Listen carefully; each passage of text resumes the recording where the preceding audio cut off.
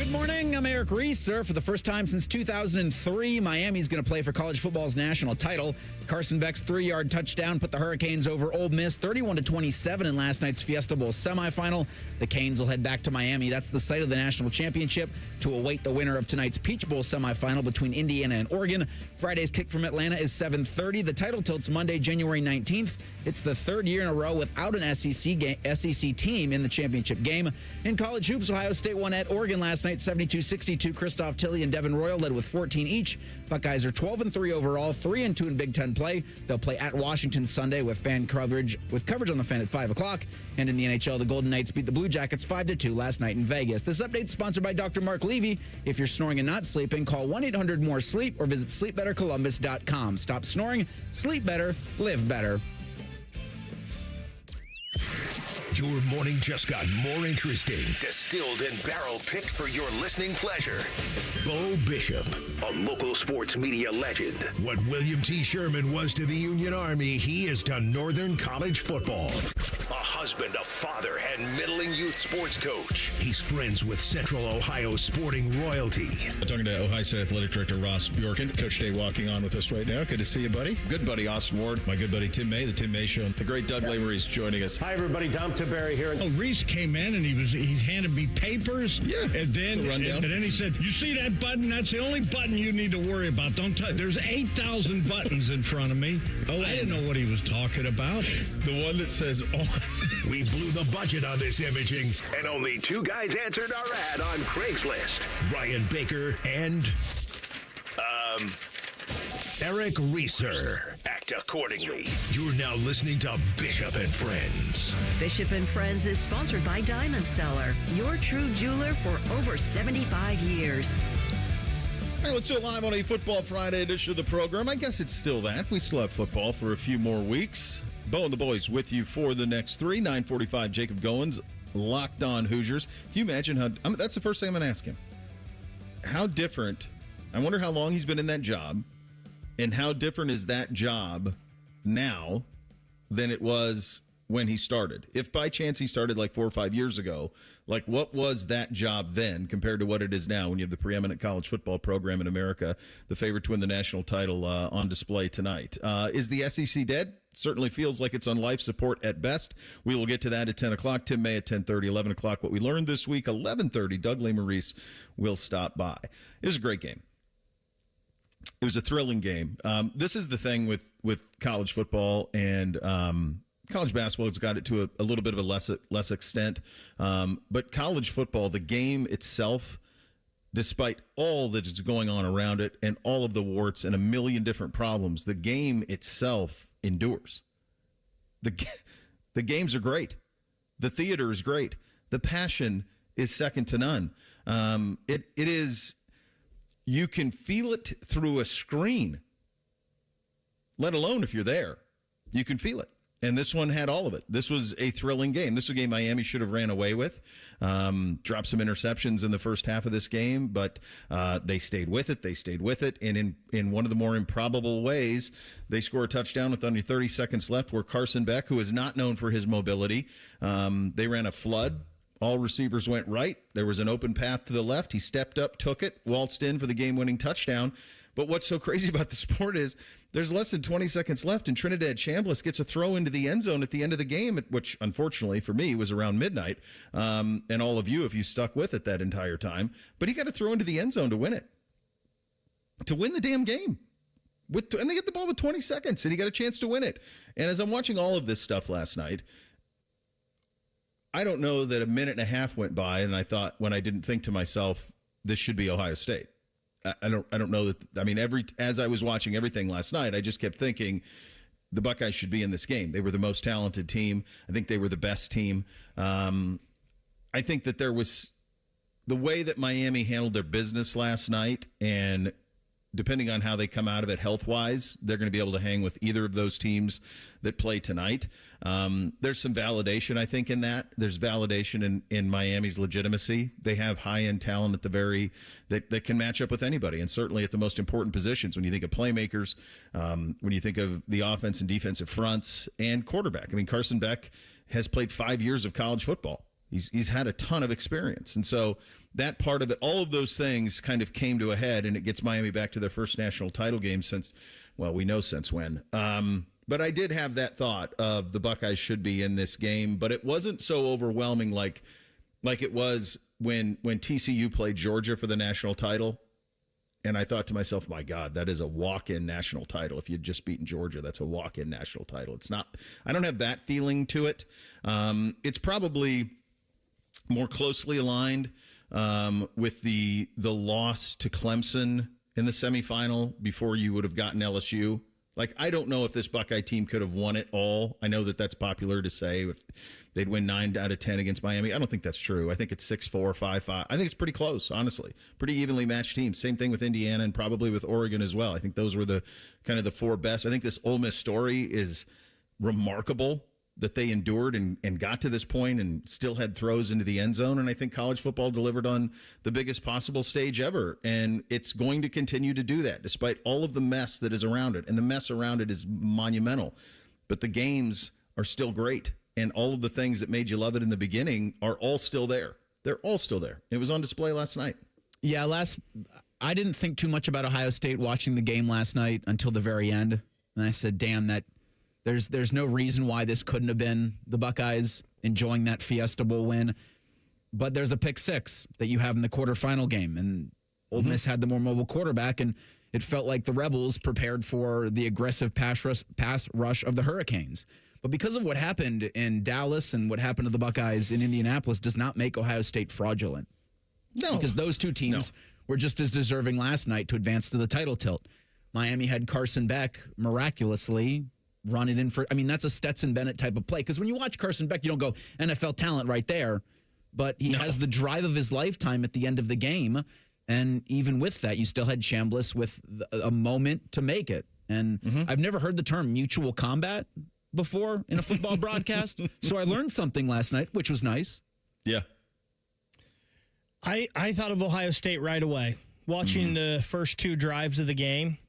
And I'm seeing this Miami team, and Miami played great against Ohio State, no doubt about it. But I'm seeing this Miami team get penalties. They didn't have one against Ohio State that was accepted.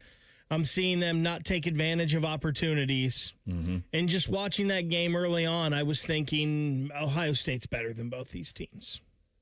I mean, that's just what I was thinking right early on. Sure. And then the game picked up a little bit, and both teams made some plays and whatnot. But I couldn't help but think that in the very first quarter of the game, like, Ohio State's better than these two teams. And listen, I don't know if Ohio State played Miami 10 times. I don't know what the outcome would be, because I think Miami is just a bad matchup for Ohio State and their style. Yeah. I think Mario Cristobal, similar to Jim Harbaugh, is a straight-ahead, punch-you-in-the-mouth type of coach. And that seems to be the type of coach that gives Ryan Day Ohio State teams fits. So I do not know if they played 10 times what the outcome of that would be, but I couldn't help but think, man, Ohio State's better than these two teams. Yeah, I mean, that's where I was too. It's funny, like you mentioned that with Cristobal and like how physical his teams are. I swear to God, I think they could have just ran Mark Fletcher 35 times and he had 260 yards. I don't know why they didn't. I mean, he had 22 for 133. He averaged 6 a carry, but I don't know that Ole Miss was stopping him ever. And I think conversely, Ole Miss should have run Lacey more. I mean, he had the big breakoff run, but like between the tackles is where Miami's a little bit vulnerable. That's where you can kind of wear him out a little bit. The Trinidad Chambliss story it's just an incredible story. What Ole Miss has been through is an incredible story. And it's a pretty wild thing that and we'll get into this at 10 o'clock at greater length, but like the idea that Ole Miss, of all teams, was the last team standing in the SEC is a crazy thing to wrap your head around. It's as crazy as Indiana being the favorite in this thing. I mean, those two schools are pretty similar. Ole Miss got a little bit better history, obviously, with football, but not a whole lot. And the idea that those teams are still in the mix is just absolutely crazy that that's the case. And I look forward to seeing what happens at this national championship. And you got another one tonight. But it's just the game itself just remains awesome. It's just awesome. And it had everything. I mean, just think of how cool it was to have that coin toss that they had out there to start the game with Edgerrin James and Ray Lewis representing Miami and Eli Manning and Patrick Willis representing Ole Miss. Like, that's just That's awesome stuff. And then the game delivered. It delivered. It was longer. Like, they didn't start even anywhere close to 7:30. And I don't understand why it went to midnight. Those 7:30 kicks were ending closer to 11, so that it went a long time, obviously. And Miami will get that opportunity to win a national championship in their home stadium. The game will be on January 19th in Miami. Lots more on this one, lots more on everything else that is happening in the college sports world in regard to the portal. Some fact and fiction out there we'll try to separate in terms of where Ohio State's at on the portal side of things. We'll get into that coming up next. We're off and running on a Football Friday. Bishop and Friends right here on The Fan. Unlike your deadbeat uncle, we'll never leave you stranded in a ditch when you were 6. This promo may have been a touch too specific. The Fan. Do you hate holiday pictures because of your teeth? What if a brand new smile was possible? No matter what the current state of your mouth. Welcome to Runyon Dental Group, home of the Implant and Smile Center, where gorgeous, healthy smiles become a reality. At Runyon, we've built a team of some of the most highly trained arch and implant doctors in the entire nation. This isn't an ordinary dental practice. We believe that everyone can have a great smile, including you, especially you. Your new smile is waiting at Runyon Dental Group. Enough already. We can do more. Enough already. We can find a cure. Enough already. We can do better for our kids. Enough already. We are relying on you. We can come together to support Children's Cancer Research Fund, a national nonprofit dedicated to ending childhood cancer that is on the front line of breakthroughs. Because it's enough already. Go to childrenscancer.org today. You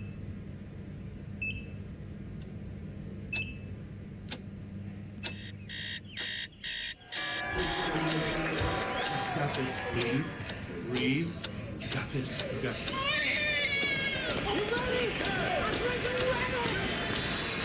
In the moments that truly matter, what do? Rise to the occasion. Ohio Health. It's time. After my accident, people warned me to slow down. I said, I don't know how. Thanks to my VA care team, I haven't. At VA, we're using technology to help veterans recover faster and live their lives to the fullest. Learn more at vacareers.va.gov/PSA. It's been a real journey since 2014 when I first had my injury.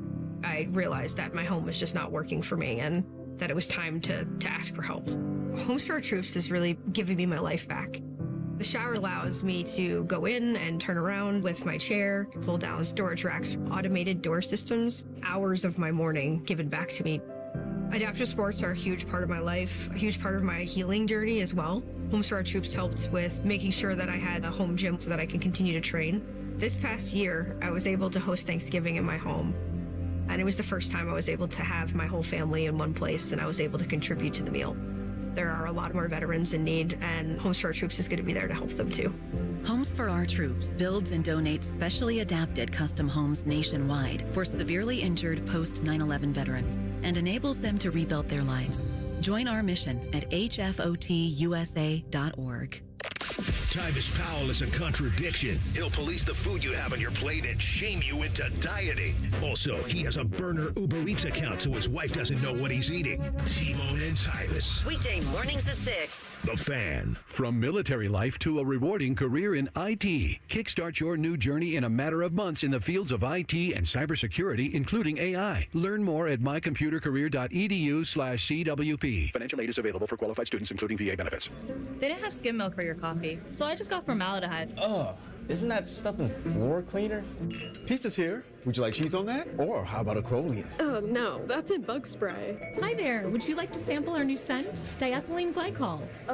Isn't that the stuff in antifreeze? You wouldn't want to eat it, drink it, or even smell it, but that's exactly what's in your vapes. If you vape, quit. If you don't vape, don't start. For help, go to odh.ohio.gov/no vapes. A message from the Ohio Department of Health.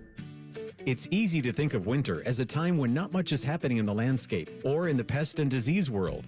However, there are a couple of services that can help your trees and shrubs during the colder months, like horticultural oil and anti-desiccant applications. Visit trees4ohio.org. That's trees4ohio.org to learn more and to find an ISA-certified arborist in your area who is trained and has the proper equipment to perform your tree work safely. Fan weather.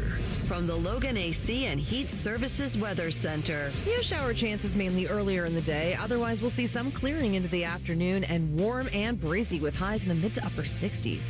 For tonight, mostly cloudy overnight with our lows down into the 30s. And we kick off the weekend with cloudy skies and a chance of showers as we head into late morning and into the afternoon. Winds will calm down with temperatures only getting into the low 50s. For The Fan, I'm meteorologist Meredith Garfalo with the 10 Weather Impact Forecast. Let's see. High school, Buckeyes, Browns, kids in the retention pond. It must be Football Friday. Sponsored by Tansky Sawmill Toyota. Football is good. The Fan. The perfect show for quarter zips and khaki shorts. You're listening to Bishop and Friends. Indeed you are. Did you guys see the video this morning of the Carson Beck touchdown with the Michael Irvin reaction? Have you seen this? No. So, I mean, he's been this is a 60-year-old man. He's just an analyst on the field. Really? This is a 60-year-old man who's running on what made him end up being a lethal combination of tiger blood and cocaine, is the best I can tell. He does the BTA thing all the time, and he's screaming. He did an incredible hype thing, and I've interviewed him before. I've been around him before. There's like a couple guys like this, like Roy Jones Jr.'s like this. He's like this. Deion Sanders is like this.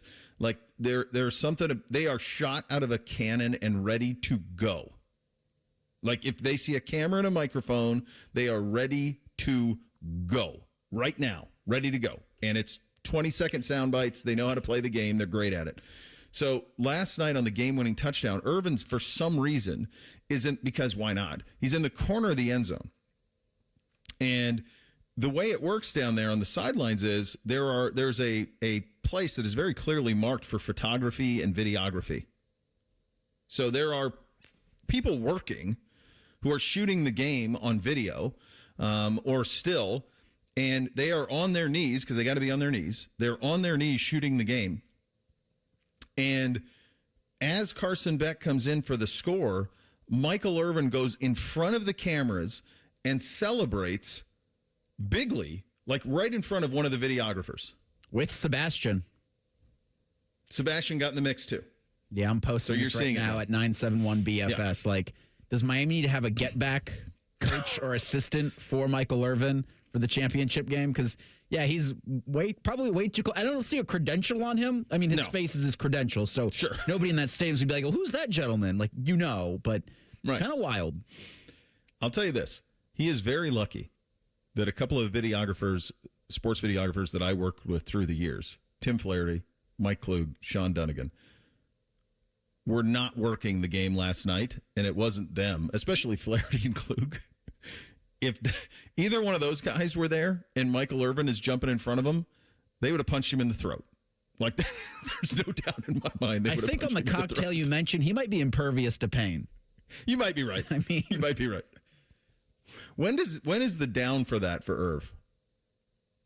When does he come off of that? Now. Like, what's today till like? 4 o'clock? Like, my God. Yeah, I'm guessing he's not productive today. No, I don't think so. And his, remember the last time on the Saturday game against Ohio State, he was at, it was the Texas A&M game. He was at the Jake Paul fight on Monday night, and then he flew for the 11 a.m. local kick in College Station. And he was at an 11 both times. And that was probably, he was out till 2 a.m. the night of the Jake Paul fight at least. For sure. Private plane to College Station and then run it right back. Probably didn't even sleep. It was probably just up the whole time partying. Guys, he's 60. I mean, he was so Netflix had him for their Christmas broadcast, and I think Netflix brought him to the Paul fight to promote it, and he's just screaming at poor Kay Adams. Just screaming at her. And I know, he's not really talking to anybody. He's just shouting in directions. Crazy. And one more week. Can you imagine him in Miami with a weekend leading up to the national title game for them? What you're going to get. All right, so the get back might need to be like the personal assistant / make sure Michael Irvin's upright for January 19th's title tilt. We have one of those electric fences for Buddy Garrity so he can run around on the property, and he loves it, except when he goes up against it. That's what you need, and which never happens now because he's been trained. But like the first couple of times, it was quite shocking, quite literally. That's what Irv needs on the sidelines. Yeah, he needs like a anytime shot he gets, collar. shot collar. Anytime he gets too close, he just gets shot back. That's what we always joked about my buddy's dad, that we had to put a shot collar on him to control him. Is there, like, no other person could do this? There's very few people that could do this, because at one point in this video, he's basically on the white of the field. And as you said, these people are working members of the media. Correct. There's supposed to be nobody in front of them, and he just has no regard for any of it. No, I was texting with some folks this morning about Irv, and I'm like, it's all in play. It's all in play. Like next week, if let's say they play Oregon for the national championship game, let's just say that, would you be shocked if he knocked the duck off the motorcycle and got on the motorcycle and started driving around the stadium? Like, that's in play, is it not? Yeah. I mean, anything is possible with this. Yeah. Last Boy Scout. Yeah. I mean, I think all that stuff's in play. I love that you just mentioned the duck, too, because the duck's kind of just strolls out there next to him because he's like, well, if Michael Irvin could be out there in front of the cameras. Sebastian the Ibis. Yeah, I can come out there, too. Yeah. But Oregon has that duck that rides the Harley out. Like, I could see him commandeering the Harley and driving the damn motorcycle just stealing around. It? Yeah. Who's stopping him? All right, let's do the best we can to clear up. We did a pretty good job yesterday, I think, of clearing up what's going on in the portal, what Ohio State is doing in the portal, what the plan is for the portal, and all of those things. And I'll give you the Reader's Digest. Number one thing they were doing was retention. Let's keep our guys. Our best players, let's keep them. Let's make sure they get compensated. Our starters, let's keep those guys happy. Let's keep them in the fold. If there are guys who are feeling one way or another versus the NFL, if there's a way for us to keep those guys, Caden McDowell, then yeah, let's try and keep those guys. Let's keep all the guys we can. I think they tried to keep Caleb Downs. I think they put a very probably competitive offer in front of Caleb Downs to try to get him to stay. I'm sure they did. But they had to give Jeremiah Smith a raise. You got to give Julian Sayin a raise. You got to keep the offensive line that's returning. You have to do all of those things. You got to take care of your guys first. Then the next thing you have to do, because this is where we are right now, is you have to decide who else on your roster who isn't a starter do you like in the early parts of what you've seen in practice and what you know about them. Who of those guys do you want to give raises to? Now, the pushback is you're getting guys who are saying, well, I want 2X. I want 2.5X of what I was getting. And in some cases, you overcompensated what you gave in the recruiting cycle, and now they want to raise off of that. Well, they're not that player. And this goes to the philosophical change that's going to have to happen. And I heard Austin on with the fellas this morning, and I'm lockstep with him on this. Like, Ohio State's going to have to shift how they do this. I've been saying this for weeks now. I would not pay a top premium for a recruit ever again, unless it's Jeremiah Smith. And if I do play a top premium for a recruit like they did with Chris Henry, he better start. He better have 1,000 yards next year. Like, no excuses.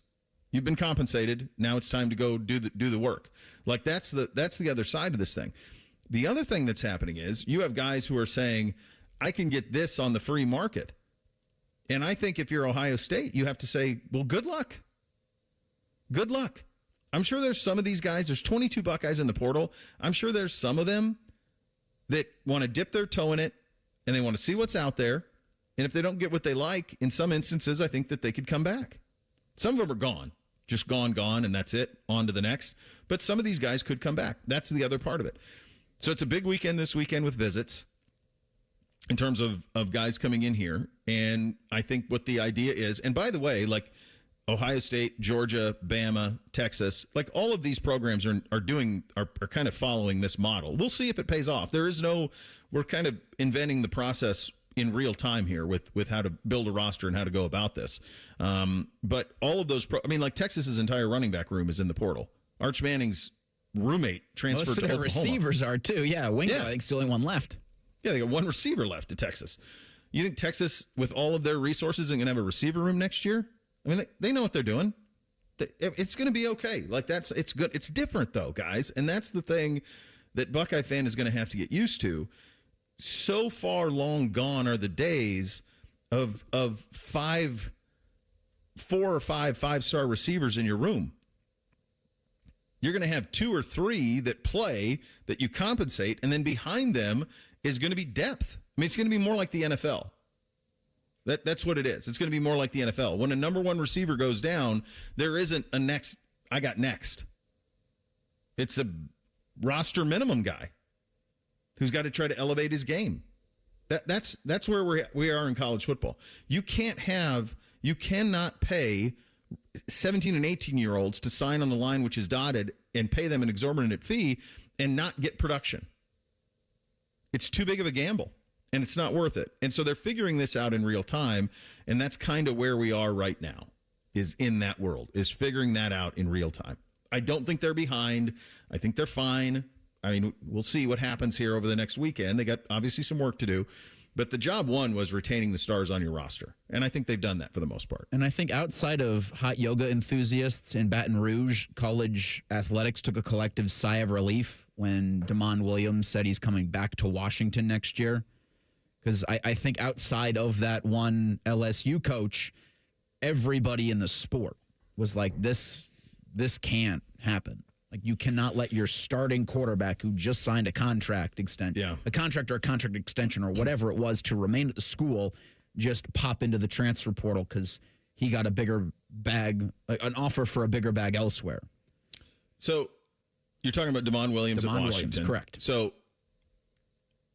I kind of wanted to see it burn. I kind of wanted to see him go somewhere else, and I kind of wanted to see Washington try and hold up that contract in a court of law. My hunch is that by the time he paid representation and all the rest of it and the fight that was coming, I mean, he was going to be fighting with the University of Washington and the Big Ten. Big Ten? I mean, yeah. So Pat it probably just wasn't worth it. Washington's athletic director, I think, had a statement thanking Tony Petitti and other college football leaders because I think everybody got in on this in terms of backing Washington because for the Big Ten, it couldn't be the second year in a row a player just says, yeah, I know I signed, but I don't want to, and then leaves. Because, I mean, you had a Miami defensive back playing last night that just walked out on Wisconsin. Yeah. So for everybody else in the sport, not named Lane, because I think it was Lane Kiffin that offered the bag for DeMond Williams, or at least had the offer out there where he said, yeah, then I'm going to leave Washington. You now have, I don't know if you have sanity. Maybe sanity prevailed for once last night. There was a Band-Aid that stopped a hemorrhage for a moment. Chewing gum in a dam break. Yeah. A little bit like that. That's kind of where it is, I think, is what that one was. We'll see. We've got a national semifinal tonight. It's Indiana and Oregon. Is there a rooting interest that you have in this game? How excited are you to watch it? The one last night was great. Can this one catch up? We'll get into that in 2 minutes. Bishop and Friends right here on The Fan. No one plans to get into an accident, but when it happens, we strive in making life easier for you. This is Justin Hinderer. The Hinderer Motor Company Collision Center is ICAR certified and certified by many manufacturers to provide the best quality repair available. All of our repairs come with a lifetime warranty. We have our own 24/7 towing service so you never have to wait. Plus, we offer on-site rental cars for every lifestyle. At Hinderer Motor Company, we love what moves you. Do you hate holiday pictures because of your teeth? What if a brand new smile was possible? No matter what the current state of your mouth. Welcome to Runyon Dental Group, home of the Implant and Smile Center, where gorgeous, healthy smiles become a reality. At Runyon, we've built a team of some of the most highly trained arch and implant doctors in the entire nation. This isn't an ordinary dental practice. We believe that everyone can have a great smile. Including you, especially you. Your new smile is waiting at Runyon Dental Group. I always tell people I was the luckiest guy in the world. I wanted to be an Army man or a fireman, and I got to do both. As a firefighter, my job was about saving lives. I never thought one day I would be fighting for mine. After spending his career answering the call to save others, Ken was diagnosed with ALS. Now he's facing his biggest battle, for more time. For 70 years, Muscular Dystrophy Association has been answering the call to help people live longer and more independent lives. MDA means to me hope. MDA is leading the way for people living with ALS, muscular dystrophy, and other neuromuscular diseases by accelerating research, advancing care, and advocating to empower families like Ken's. I wouldn't be living as good of a life with ALS if it wasn't for MDA. MDA is helping people live stronger and love longer. Learn more at mda.org today. Bishop and Friends is sponsored by Diamond Seller, your true jeweler for over 75 years. The Fan, Ohio sports destination.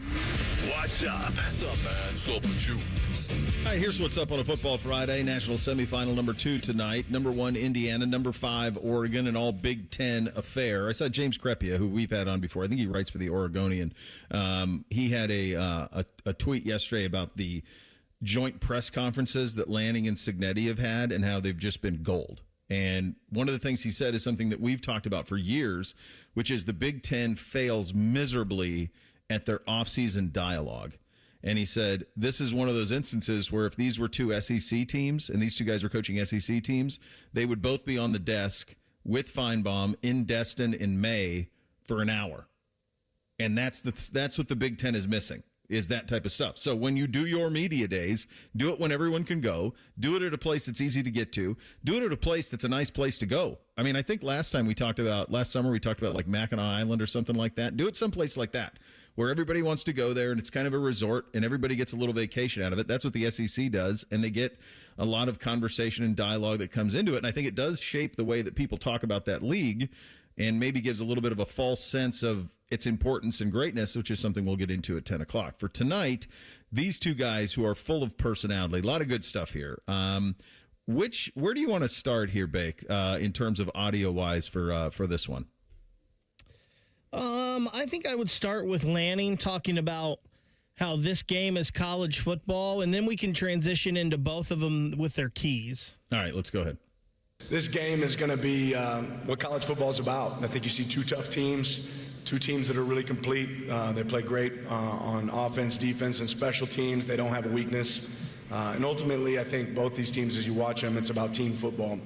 All right, it's not one player. It's not one individual. It's a group that have collectively made an effort to put themselves in this position. And obviously, it's an honor for Oregon to be one of the teams participating in that. All right, so then both coaches were asked for their 2 keys to the game. Let's have a listen.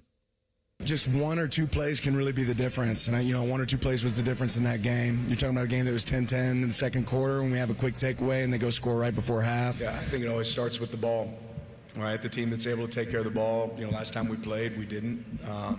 We have to take care of the ball. We were able to create a takeaway as well, but we ended up having to. I think that's a big piece of this. And special teams and big games always makes a big impact. I think we have to play well on special teams.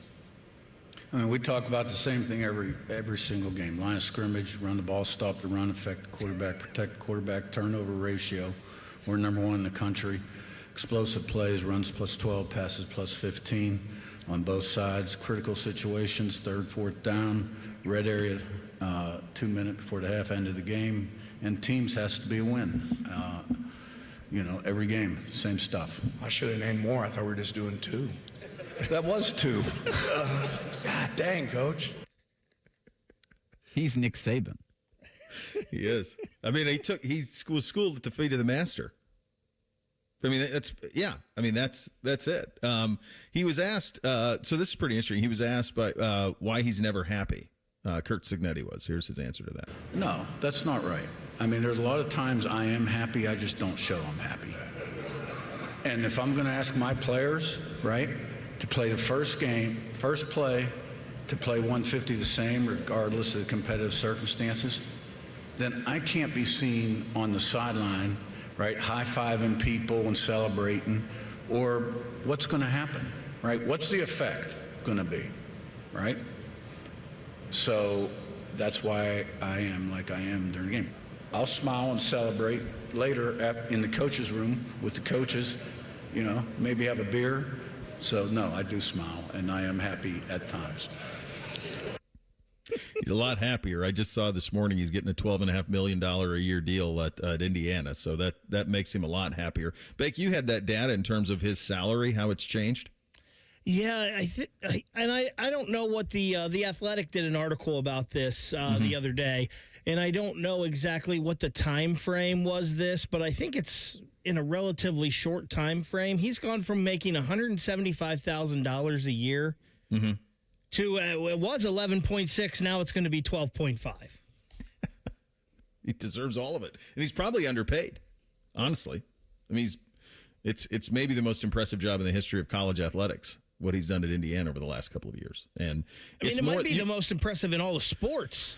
Yeah, I mean, it's on a short list. There was now that I'm thinking about this, I want to say it was Leicester City won the Premier League like a decade ago out of nowhere. And that one was like that, Miracle on Ice, like that type stuff. That's kind of where this is. And people say, they got Cuban giving them money. Well, a lot of people are paying for teams. And he's the one who's winning doing it.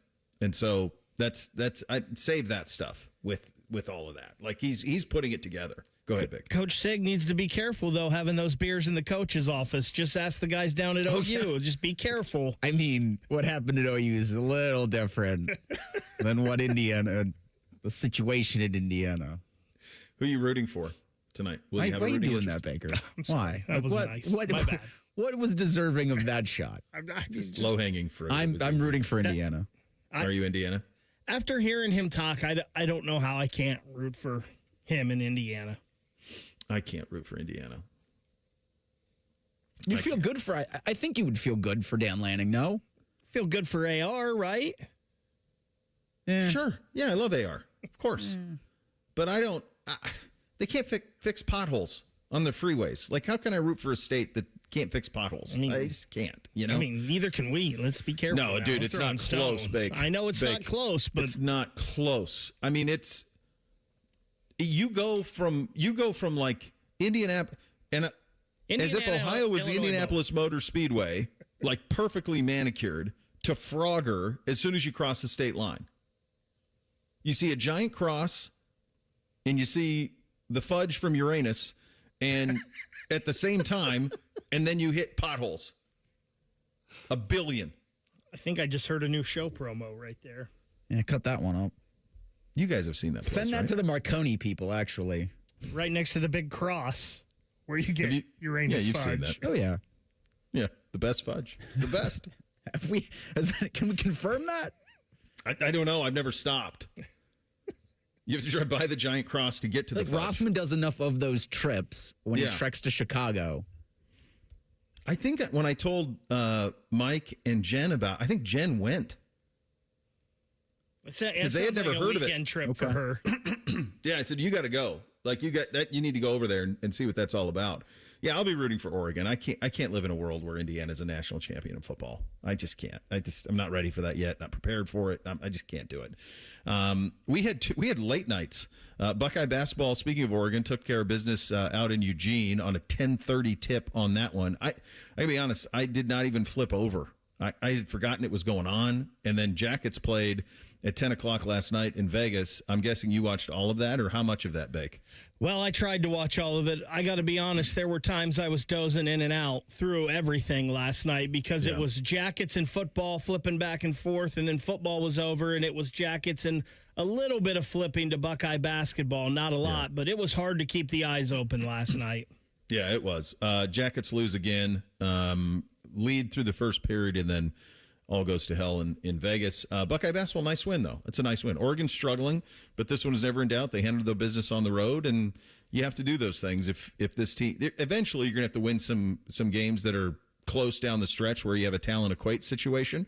But this trip is one where they need to take two. They needed to win the one last night, and they need to win the one at Washington on Sunday. So the last I saw, it was early in the second half was the first time I flipped over to Buckeye basketball. And Oregon made a little bit of run. It was like 36-34 early in the second half, and then I flipped away to Jackets and didn't flip back for a while.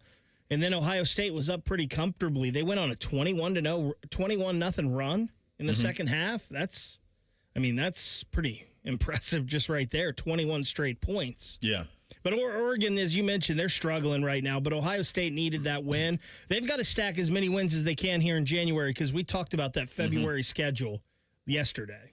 Yeah, we did. And Jody yesterday on Shelley Time talked about how the Jackets got to make a little hay here. That this isn't how you do it on these road trips. Was the second period issue because the Knights scored 3? Did they have the dancing ladies in front of the Blue Jackets during that second 20 minutes? Because that felt, to me, distracting. Yeah, I think first period maybe they were over just dancing in front of Elvis because it was Elvis night out there, but then maybe they moved them in front of Jet for the second period. So, yeah, it's hard to find. as we stand here right now, nothing panicky, but it's hard to find a scenario where this Blue Jackets team is playing relevant hockey in March. I just don't see it. Some of the parity in the sport could allow it, but it's just they are not capable of stringing together long stretches of successful hockey. They're just not right now. So it's going to be a little bit of a season we've grown far too accustomed to around here. Jacob Goins, Locked On Hoosiers, with a preview of the national semifinal coming up next. Bishop and Friends, right here on The Fan. We used to have a billboard with our host's face on it, but only ugly people work here now.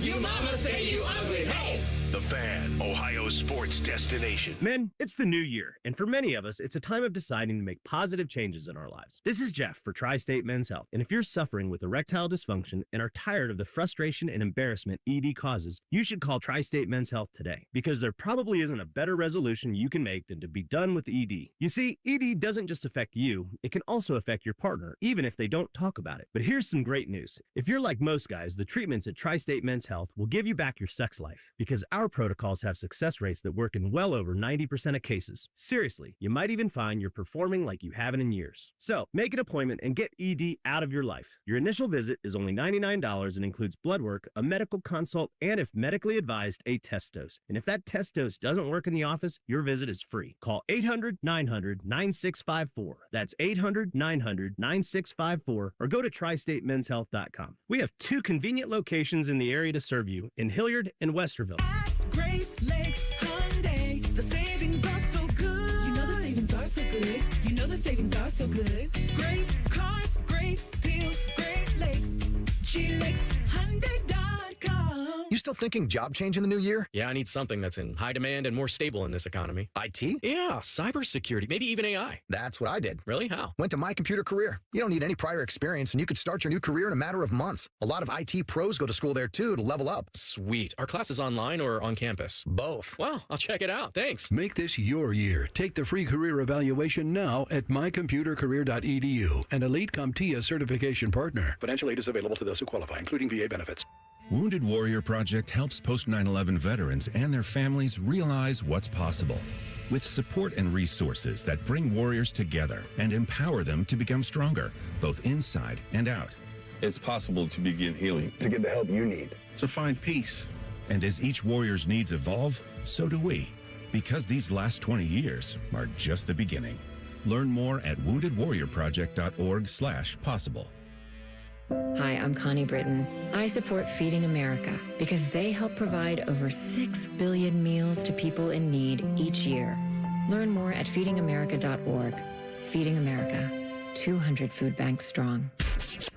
Morning Juice is now on YouTube, weekday mornings starting at 6. If you're a fan of Bobby Carpenter, he's ready to attack and dominate. If you're a fan of Jeff Goodoff, drive directly to a hospital. Seriously, The Fan.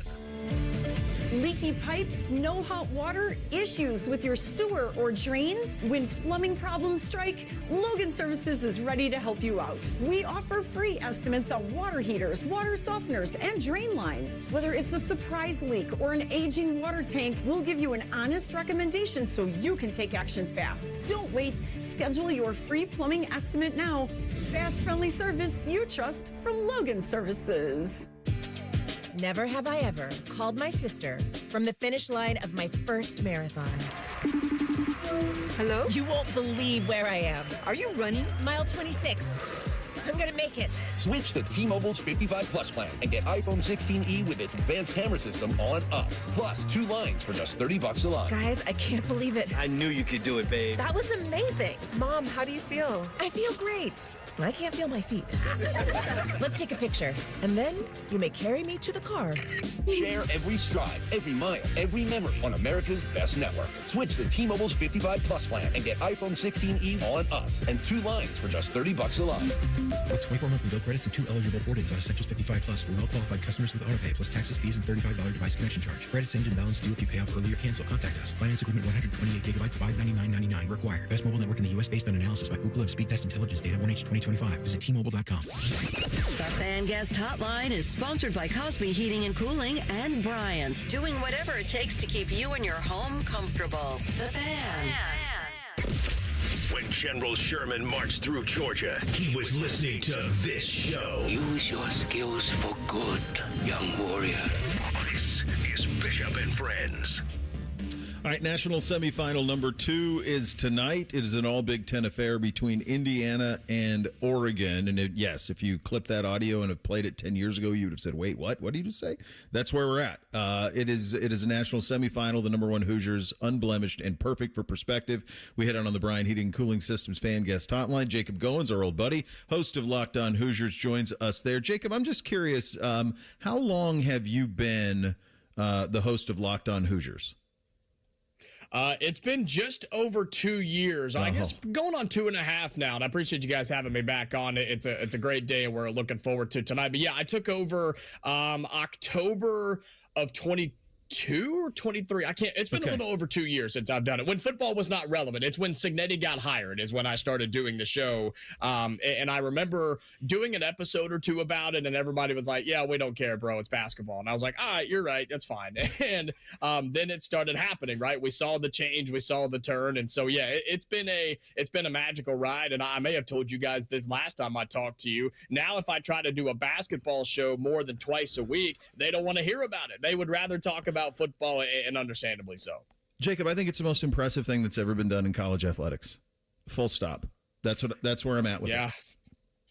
Yeah, I mean, it's up there, right? College football, it's one of the greatest stories we've ever seen, especially if it gets capped off. And I hate to put that asterisk next to it if the Hoosiers win, of course, tonight, and then if they win the national championship. But, man, if you step back and just look at what's happened over the last 2 seasons, we've never seen a turnaround like this in the history of college athletics. And so you're absolutely right. And Indiana, people have heard this stat by now. They were the most losing team in FBS football. They had more losses than anybody. And then they hired this older gentleman from James Madison who brought all of his players in and couldn't get half of Memorial Stadium to be filled up because nobody believed it. They've been there before. Indiana fans were sold on this is the next coach. This is the guy. They'll bring it back. And then they just started winning. And it was like, oh, this is kind of cool. All right, we'll tune in a little bit. We'll see what's going on. It's like, wow, they're winning and they're winning big. And that was last year, right? And then, of course, you come down the stretch and you make the college football playoff, and then the fans were like, all right, this is kind of cool. This is kind of fun. And then you see the atmospheres this year in Bloomington and the talent there in Bloomington and obviously the run that the Hoosiers are on. I think that's a very fair statement, and not many people would argue with you on it, that this is the best turnaround and maybe the best story we've ever seen. What did the win against Ohio State in the Big Ten championship do? Obviously, the back-to-back years, but it's almost like they needed that for like the rest of the world to pay attention. I still don't think they did. I was talking to Feinbaum in the lead up to the game with Alabama, and he's like, Alabama fans don't take Indiana seriously. I'm like, well, you should, you better. And they obviously do now, but that win against Ohio State and then to back that up with a dominant win against Alabama, like that's all you need, man. You win those 2 games.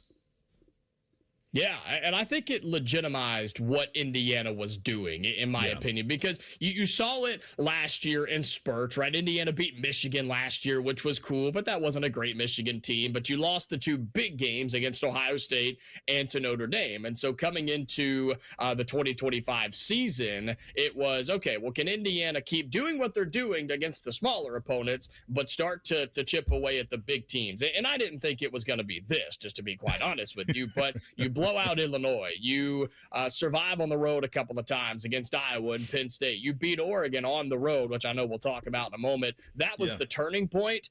And then the Ohio State win in the Big Ten championship game made not just Indiana fans, but I think most people in college football kind of sit back and say, okay, they're good. They're legit. You took down one of the biggest logos in college football this team. And it's the way they did it too. It wasn't pretty, but they grinded it out. They were more physical than Ohio State. They were better up front than Ohio State.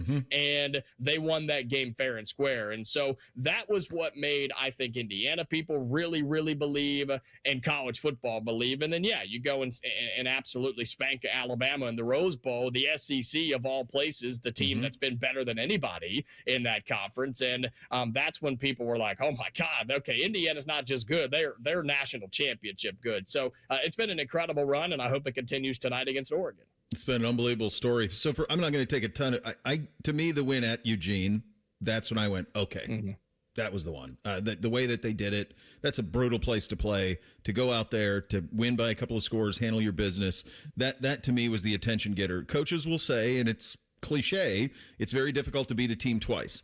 I don't know if it is if you have the better team. What is kind of your sense in the lead up to this one tonight? Yeah, I mean, that's obviously a narrative we hear in sports a ton, and I do think there is something to it, but I also think that when you get this deep into the season, you're talking the semifinals of the college football playoff, teams aren't worried about that, coaches aren't concerned about that, but I do think there is a little something to it. We've seen most of the rematches so far in the playoff have gone the opposite way of what they did the first time. I think the only one was Ole Miss beating Tulane, but we knew that was going to happen, sure. And so, yeah, Indiana is fighting a little history tonight, and I just think when you graze over both rosters, and I've gone back and watched the first game so many times leading up to this game, and I just continue to notice that Indiana, as we just mentioned with the Ohio State game, Indiana was just the flat-out better football team, and I think Oregon's fantastic. I think Oregon would beat either of those teams that played last night, either Ole Miss or Miami. I think the winner of this game wins it all. I think we were saying that going into this, and given how those two teams performed, great game, by the way, but I think the winner tonight wins the national championship. I just think Indiana's got a little bit more mojo to them. They've got some of the physical attributes. They've got a little bit more depth right now than Oregon. Indiana's fairly healthy going into this game. The guys that are out, we've known that they're out, and there's no real surprises for the Hoosiers. And it's just the way they do it, man. They run the football well. Fernando Mendoza makes very, very few mistakes. Had a big one last time they played the Oregon Ducks. They got to avoid that tonight. And I just don't see Dante Moore and the Oregon offense moving the football consistently and scoring in the red zone against that IU defense. And that's what gives me hope and confidence tonight. The closer we get, the better I feel. And maybe that's confidence or maybe it's arrogance, guys. But I feel good about Indiana tonight. I do. I'm with you. I kind of feel similarly. If it's, and I'll get you out of here in this one in about 30 seconds, buddy. If it's going to go south for Indiana and Oregon is to spring the upset, what will you be looking for in terms of that doesn't look quite right from the Indiana side of things? I think it would be lack of pressure on Dante Moore. I think it would be lack of getting home, lack of making him kind of stressed and confused. And if he has a clean pocket and he's able to do what he needs to do, after the first half of the first quarter against Texas Tech, Dante Moore looked great. One of his greatest games that we've seen him in an Oregon uniform. You can't let that repeat against Indiana tonight. And so, yeah, if Indiana's struggling to get to him, whether it's the linebackers or delayed blitzes from the edge. I mean, if they're not getting home to Dante Moore defensively, that would be a surprise to me. And then if Fernando Mendoza turns the ball over several times, he's been better about it recently, but got to keep it out of the hands of Oregon. We know how aggressive they are defensively, and they will capitalize with points. And so those two to be looking for, they would stand out if they don't happen tonight. Dude, you went Rose Bowl, Peach Bowl back to back, and then you're going to end in Miami in what's essentially the Orange Bowl. I mean, that's just an unbelievable thing. Enjoy every bit of this, and I think a lot more to come because I don't think they're going anywhere. But thanks for your time today, and make sure you enjoy all of this, pal. Yeah, will do. Appreciate the time as always, and looking forward to a good game tonight. Absolutely. Jacob Goins, host Locked on Hoosiers on the Bryan Heating and Cooling Systems fan guest hotline. Like, Indiana has never played in bowl games like that, ever. Because last year it's Notre Dame at Notre Dame. They've never played in bowl games like that. And they got three of them, one after another after another. It's crazy. Is the SEC dead? And if so, why did it die? We'll get to it coming up next. Bishop and Friends right here on The Fan. Catch the latest from the world of Ohio State athletics. Weeknights at 6 on The Buckeye Show. News, special guests, and everything scarlet and gray. The Fan. Hey, what's up? It's T-Bone. Tired of snoring? Dr. Mark Levy can help with a custom mouthpiece that opens your airway and stops the snoring. No mask, no noise. Call 1-800-MORE-SLEEP or visit sleepbettercolumbus.com today. Stop snoring. Sleep better. Live better. Hey, it's Anthony Rothman here for Germain Honda of Dublin. So what's the difference? There are other Honda dealers around. Well, Rich Newsom and his team want to earn your trust. They don't expect it, and they earn it by giving you a great price, and then they back it up after the sale. With same-day service, no appointment necessary, a great variety of brand new Hondas, and hundreds of pre-owned certified Hondas to choose from. all at the same location. Identify yours at GermainHondaofDublin.com. Germain Honda of Dublin, Sawmill Road, just south of 270. Get Eco. Hey, Aaron, you know how it seems like everything just moves faster nowadays? You mean like technology and all those crazy inventions? Well, our furnace repair buyback program means you can slow down and take your time deciding what to do. Get Eco. We act fast so you can plan slowly. You're right, Jerry. If your furnace fails in the dead of winter, call us. We'll be right there to fix it the day you call. Boom. We're there. It's fixed. Get Eco. But our repair buyback means you still have time to think it over in the warmth and comfort of your toasty warm home. And if you decide you'd rather replace that old clunker, instead of fixing it every year, we'll credit the money you spent on repairs against the purchase of a brand new furnace, up to $1,500. We act fast so you can plan slowly. How long have you been working on that line? Good poetry takes time, Aaron. Get Eco. GetEco.com.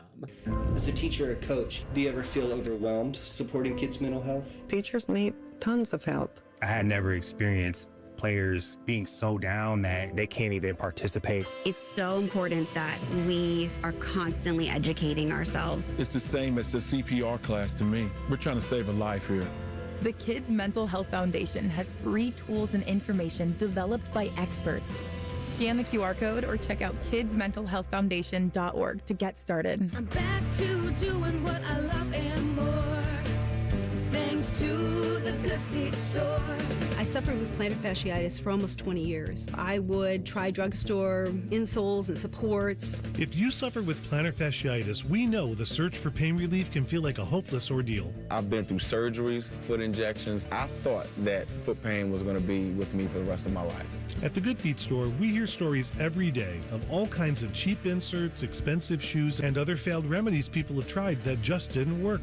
I was trying all different things. Not a single one worked. And then I was driving past the Good Feet store, and I thought, why not? Give it a try. They wanted to make sure that they gave me the right arch support for my feet. Then it was like, okay, this is different. These make a difference. I'm so glad I met Good Feet. It changed my life. Don't lose hope. Give the Good Feet store a try. Visit the Good Feet store on Polaris Parkway near the Polaris Mall or on Stringtown Road at Grove City.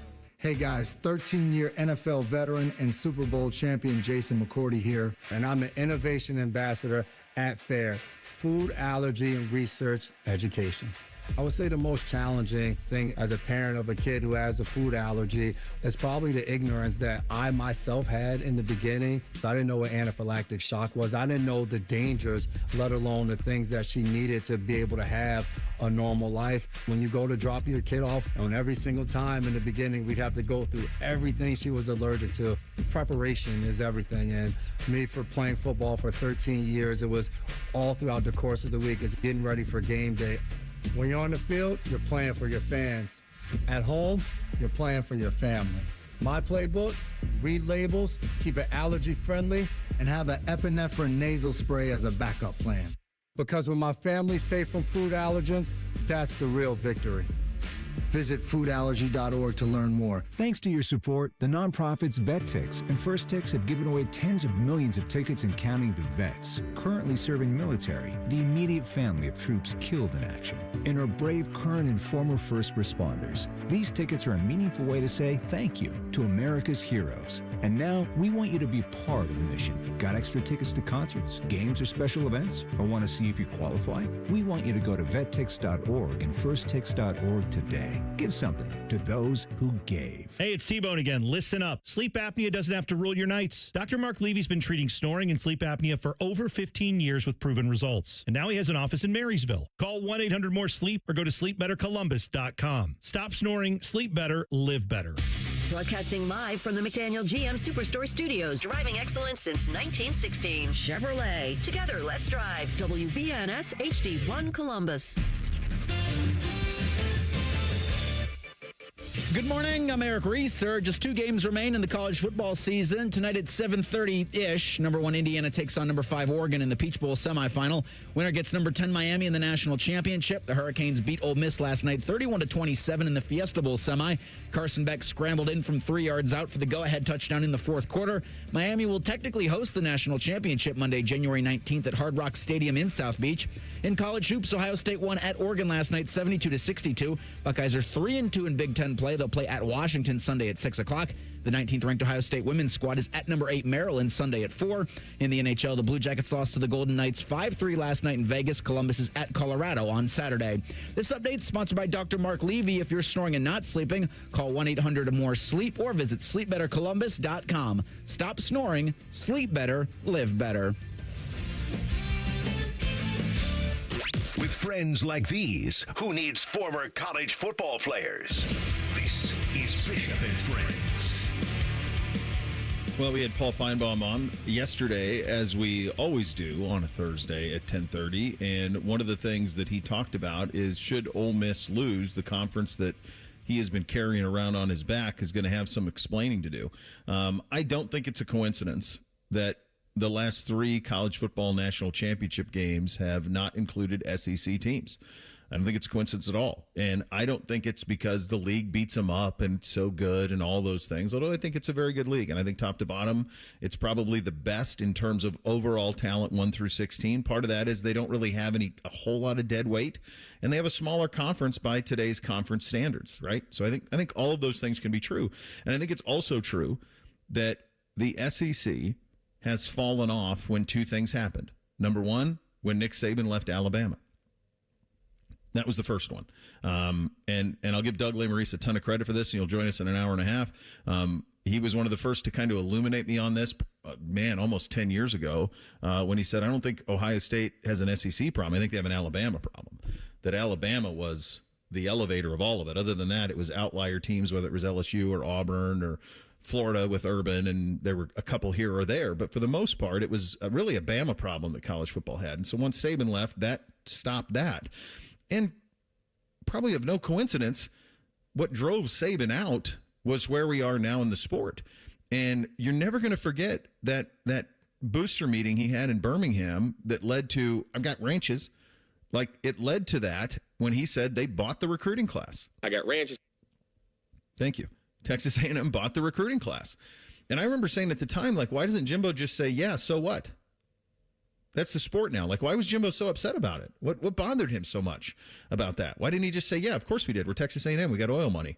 You're Alabama. You got to fund this thing Netflix style, $50 a month for everybody in the state of Alabama. We don't have to do that. We got oil money. We're good. I don't know why he never did that. Never understood that to me. But I don't think it's also, and so the second thing is when NIL became the law of the land or the lawlessness of the land, all of a sudden, everybody had money. And all of a sudden, everybody could do what the SEC was doing under the table for years. 4 years. One of my favorite documentaries that's ever been done on sports is Pony Excess. It's the SMU one. That's how I loved the beloved ponies. I just loved how brazen their cheating was. But rest assured, that story could have been told at any one of those Southwestern Conference programs at the time. And that story could have been told at any SEC school in the 90s and 2000s. They were all doing it. And the reason that SMU got pinched is because SMU resides in Dallas. That's a massive city. And SMU isn't the biggest thing in Dallas. They have the Dallas Cowboys. So all of a sudden, all of these 2 newspaper town, by the way, when newspapers really mattered in the 80s, the local television in Dallas, it's easy to go investigate SMU in Dallas. Not everybody in Dallas loves SMU. I dare you in the 90s or 2000s to go to Oxford, Mississippi, or Auburn, Alabama, or Tuscaloosa, Alabama, or Athens, Georgia, Gainesville, Florida, Baton Rouge, Louisiana, and find anybody to talk negatively and spill the beans on those institutions. Do you remember the 90s crime law thriller, The Firm, Tom Cruise movie? There's a line in it where one of the partners, as he's starting to uncover like all of the duplicitous things that are happening at the firm, One of the partners says, "Don't ever go against the firm, Mitch." We used to say that when I was in the South, because when you would start to look into, like really look into what was going on down there, you would get pushback from really important people in town who would say, "Don't ever go against the firm." Essentially, it's not good business to take down Florida State in Tallahassee. It's not good business to take down the Florida Gators in Gainesville. Nobody, those are company towns, okay? The university's the whole economic engine. It's all of it. And those places, and this is the other part that people up here don't realize, or you don't think about, you probably realize, you just don't think about it. Those places that I mentioned are very difficult to get to. And in the old days, when the NCAA needed journalism to expose wrongdoing, it typically came from national sources. Back when Sports Illustrated mattered, ESPN mattered, the New York Times, the Washington Post, Wall Street Journal, like massive national media brands would come in and investigate wrongdoings. You can fly direct to Columbus from every major city in America, and certainly everyone that at the time had a national media presence. Do you know how hard it is to get away with wrongdoing here in the 80s, 90s, and 2000s? And I'm not sitting here telling you that every program that was run from rural through urban was a clean, everything above board program. It wasn't. There were wrongdoings, but they were always uncovered. They were always uncovered. I mean, look at the deal they made out of Tatgate. Now it's farcical to think that was what led to Jim Tressel losing his job. But at the time, the entire national media descended on town. Do you know how easy it is to investigate Michigan? It's in Detroit, essentially. It's not hard. There's Sparty fans in Detroit. Like, it's not hard. The only place in the Big Ten that's similar to most of the SEC is Penn State. And I don't think it's a coincidence that wrongdoing happened there for decades and nobody uncovered it. It's really difficult to get to State College. Sometimes it's just that simple.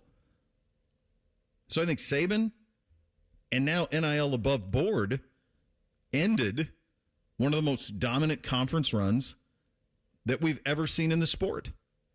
And it is over. And there is no easy path back. And I don't know if LSU is going to be any different under Kiffin than they were under Brian Kelly. I don't believe that Alabama will ever be in the vicinity of what it was under Saban. I don't know if Georgia can maintain this, and I don't care about any of it. But this is something we're all going to have to get used to in regard to our college football, and some of it's going to apply to us because it's going to be different around here too. It's going to be different for all these programs. But those two things, I think, coincidentally happening around the same time, or probably not coincidentally, I'm sure Saban saw the writing on the wall, pretty smart guy, those two things ended it. They ended a 2 decades long dominant run. And I think for especially him, it was something that just one of the last of a breed, where you don't get, and even for fan bases and schools, you don't have coaches around that long anymore. You just don't. Like, the patience wasn't going to be there, NIL or not, portal or not. And so coaches don't have the kind of time anymore to turn things over because, especially in the South, fan bases get so anxious. I mean, Kalen DeBoer's just made the college football playoff, and a woman in Alabama wants to win the lottery so she can buy him out. Like, and his seat's never going to lose heat unless they win the national championship. Like, they win the SEC championship, and you still have Alabama fans going, I don't know about that. Like, Lane Kiffin's got, I know he's got a contract for longer than that, but like 2 years to turn this thing around? You're going to have the governor stand up there and be like, I don't know about this guy. I mean, just the general patience of college football, college athletics really doesn't exist, at least in what it used to. And I also think the fatigue, because when do these coaches have a day off? Like, you even talk, with Kirby Smart losing in the college football playoff, and then they got to worry about a portal because they're dealing with the same issues, a portal retention, of getting guys to fill holes, and then you've got to get yourself ready for next season with little time to do anything else. I think that's the thing right there, especially with the longevity. Yeah, you're going to have fans that are always going to be what a fan is, fanatical and saying get rid of people. We've seen that even this year with Ryan Day. He won a national championship last year, and people aren't happy and people aren't satisfied. And some of it may be justified, but I think the college coaches, it used to be, Bo, and you've talked about this on this show, it used to be a better lifestyle than a pro coach. Such a good lifestyle, yeah. But it's not anymore. It's not a great lifestyle. So I don't know how you could have a guy maybe even want to coach in college sports for 20 years, let alone at one place for 20 years, because it's just such a ridiculous demand on their time. Yeah, I don't think that's what – I think Saban loved all of that. I think what he saw on the wall was, I can't have the best teams every year. Let's not mince words. Ohio State, Georgia, Alabama, Clemson for a stretch, LSU for stretches, they won because they had the best players. Saban won because he had the best players. His recruiting, you go to 24/7, you pull back every year that Saban was the head coach at Alabama, his recruiting classes were either number one. I think the worst, I did this years ago. I'm not going to do it again. It's not worth it. But I did this years ago. I think the worst recruiting class he ever had was third in the country. And mostly it was number one every single year. Because he sold it. He outworked them. It was a path to the NFL. I'm sure there were incentives that were happening under the table at all of those joints. And so that's how it happened. But all of a sudden, and it's not, it shouldn't be a coincidence that the one that was the real burr in his saddle was A&M. It was A&M. I got ranches. A&M had something he didn't. Essentially, infinite finances. And you can't combat that. And did that class for Jimbo make any damn sense? No, he had 16 defensive linemen in the class who were all 5-stars. And how many of them ended up there? Who knows? But some of those guys were guys Saban wanted, and he lost them because Texas A&M paid for them, and he didn't have the money. And a lot of those schools don't have the money. So when it comes to building one of these things, that's the challenge. Will there be coaching longevity? In some instances, in some places.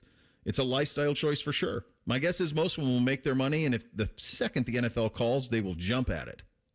And I don't think anyone's immune to that. But in terms of sustained dominance by an individual team or a conference, that's gone. Bishop and Friends, right here on The Fan. Unlike your deadbeat uncle, we'll never leave you stranded in a ditch when you were 6. This promo may have been a touch too specific. The Fan. Would you enjoy watching a football game if the officials were paid a bonus for every flag they threw? Or a basketball game where the refs got paid for every foul they called? Okay. How about hiring a furnace and AC company that pays its technicians by the number of parts they can sell you? Hi, this is Dennis, president of Care Heating and Cooling, and today, this is how many companies operate. They call it performance pay, and it rewards technicians by paying them more for billing you more. Why is this bad? Because it abuses your trust in a technician to be treated fairly and honestly. At Care, we've been family-owned for 31 years and have always paid our technicians by the hour for repairs. We'll show you exactly what needs to be fixed and why, and give you our low upfront cost before we start. And unlike other companies, our technicians will never be rewarded for throwing more flags. Our Central Ohio-based staff is here for you 7 days a week. Care Heating and Cooling. Book an appointment online at careheatingandcooling.com or call us at 1-800-COOLING. When you need a company you can trust. Do you hate holiday pictures because of your teeth? What if a brand new smile was possible? No matter what the current state of your mouth. Welcome to Runyon Dental Group, home of the Implant and Smile Center, where gorgeous, healthy smiles become a reality. At Runyon, we've built a team of some of the most highly trained arch and implant doctors in the entire nation. This isn't an ordinary dental practice. We believe that everyone can have a great smile. Including you, especially you. Your new smile is waiting at Runyon Dental Group. Hey Max, you look absolutely dashing in that purple tie. Ready to harness the world? You bet, Daisy. I'm ready as I'll ever be. And might I say, your purple tie really pops with your vest. Thanks. I almost went with a cape, but didn't want to come across as pretentious. Nonsense. Anyone in our line of work should rock a cape. You might be onto something, Max. Phew, so here we go. First day on the job. We've got this, right? Right. Don't forget, we both graduated from Dogs Inc. with honors. Which means I can guide my human around a busy city with ease. And I can give my human a restful night. I hope my human is kind and loving. And I hope mine likes wet kisses and zoomies. Ready to make a difference? Born ready. Let's go. Discover how extraordinary dogs like Daisy and Max change lives at no cost to the recipients. Visit dogsinc.org. Fall is the season of change, and Hinderer Motor Company is turning over a new leaf with big savings. This is Justin Hinderer. Right now, any one of our participating locations is paying up to $3,500 over Kelley Blue Book value. That's right. Drive in your current vehicle and leaf with one of ours today. Don't wait. The leaves are falling and so are the prices. At Hinderer Motor Company, we love what moves you. All your favorite fan shows are on YouTube, along with those fake YouTube ads like Chew This Gum and It Grows New Teeth. Experience the splendor of Bo sitting in his closet, Timmy Hall's Gouty gold chains, and Matty Ice wearing a coat in 90-degree weather. It's all there. Head to YouTube and subscribe today. This is Pause Before You Play, and it's time for more game day picks from local sports fans. You're on the air. Who you got? Actually, I'm not betting, just chilling and watching the game. I know that move. A pause.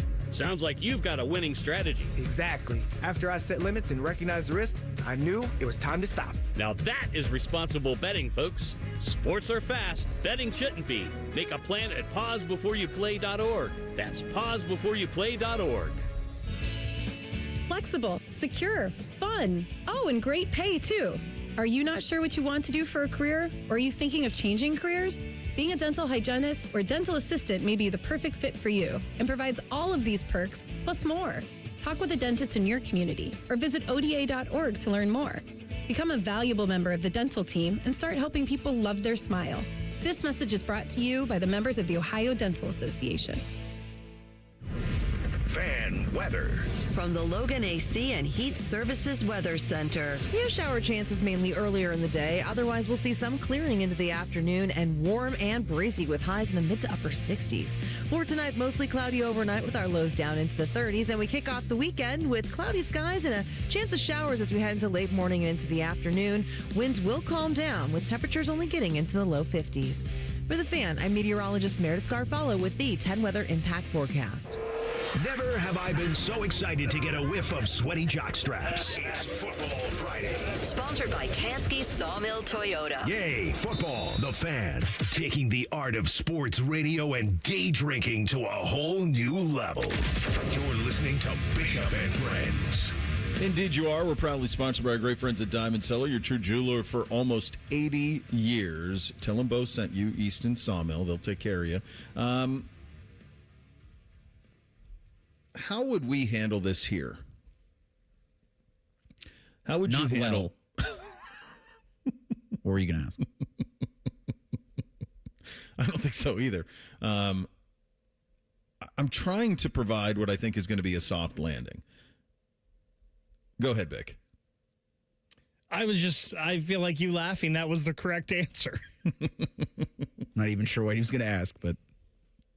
Well, it's coming. It's coming. Like your college parity is here for the sport. It's here for it. I mean, look who played last night. Look who's playing tonight. Go look at the teams who made the playoff. There's going to be more of this. There are going to be 1 year, 2 year, 3 year phenomenons. There's going to be runs that happen. Sustained excellence will become more difficult and more difficult and more difficult. I mean, just think about this from the Ohio State perspective. Next year at this time, one of the boys asked me this morning. Beamsy does this thing where, like, God bless him, I think he forgets what I do. So he'll go like on his phone in the morning and he will tell me like all of the things that are happening in sports. Did you see this? We got this guy, Dad. And I always just say, dude, that's awesome. I did see it. That's great. Thank you. New information, like all of that. But I'm like, yeah, buddy, I'm aware of all of these things that are going on. I would try to prepare for the program.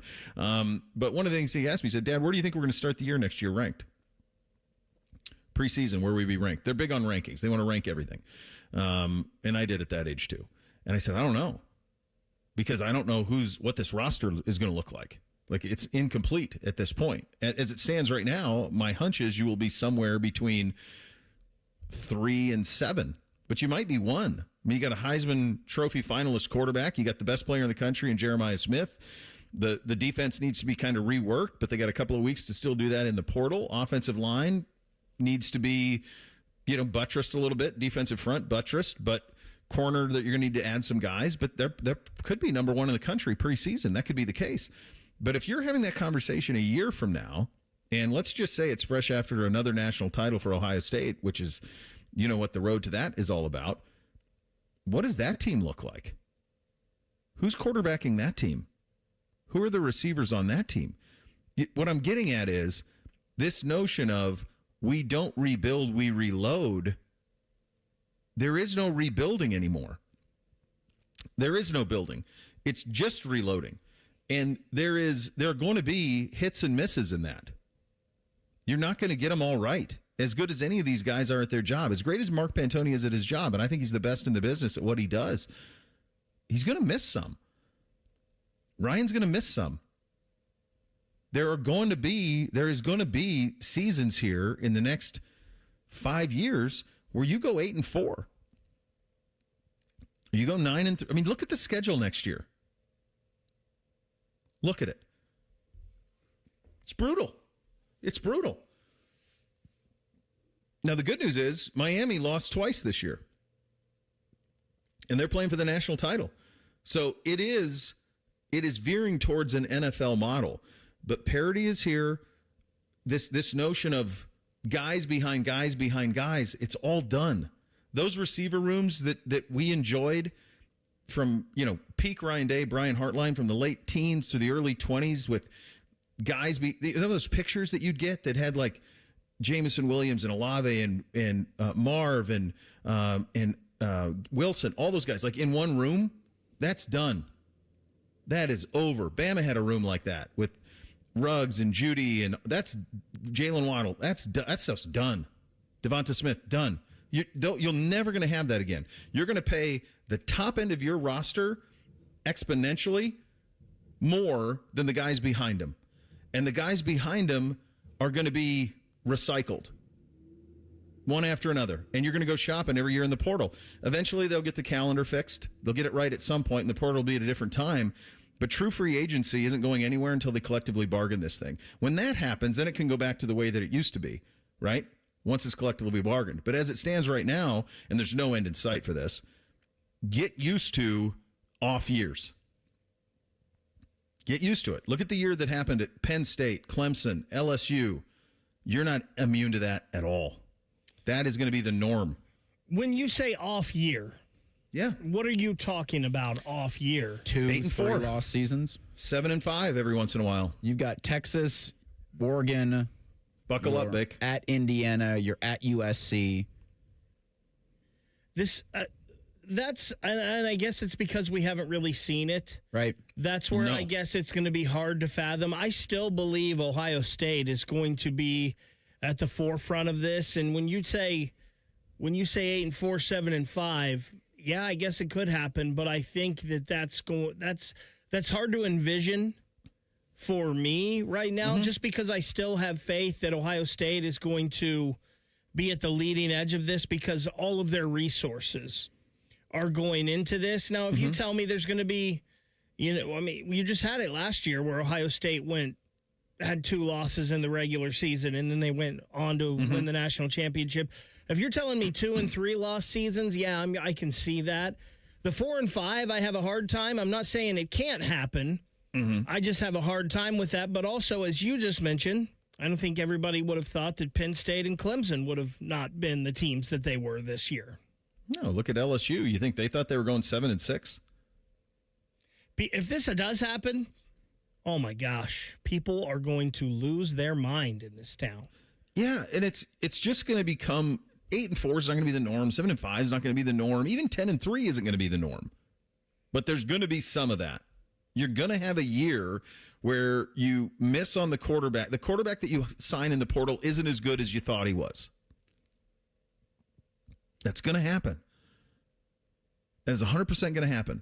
And there's going to be, you're never going to fall off the way like Florida State did. You're never going to be Nebraska. You're not going to do that. It's too good. It's 100 years. It's the best. It's been the most consistently best program in college football for 100 years. It's not going anywhere.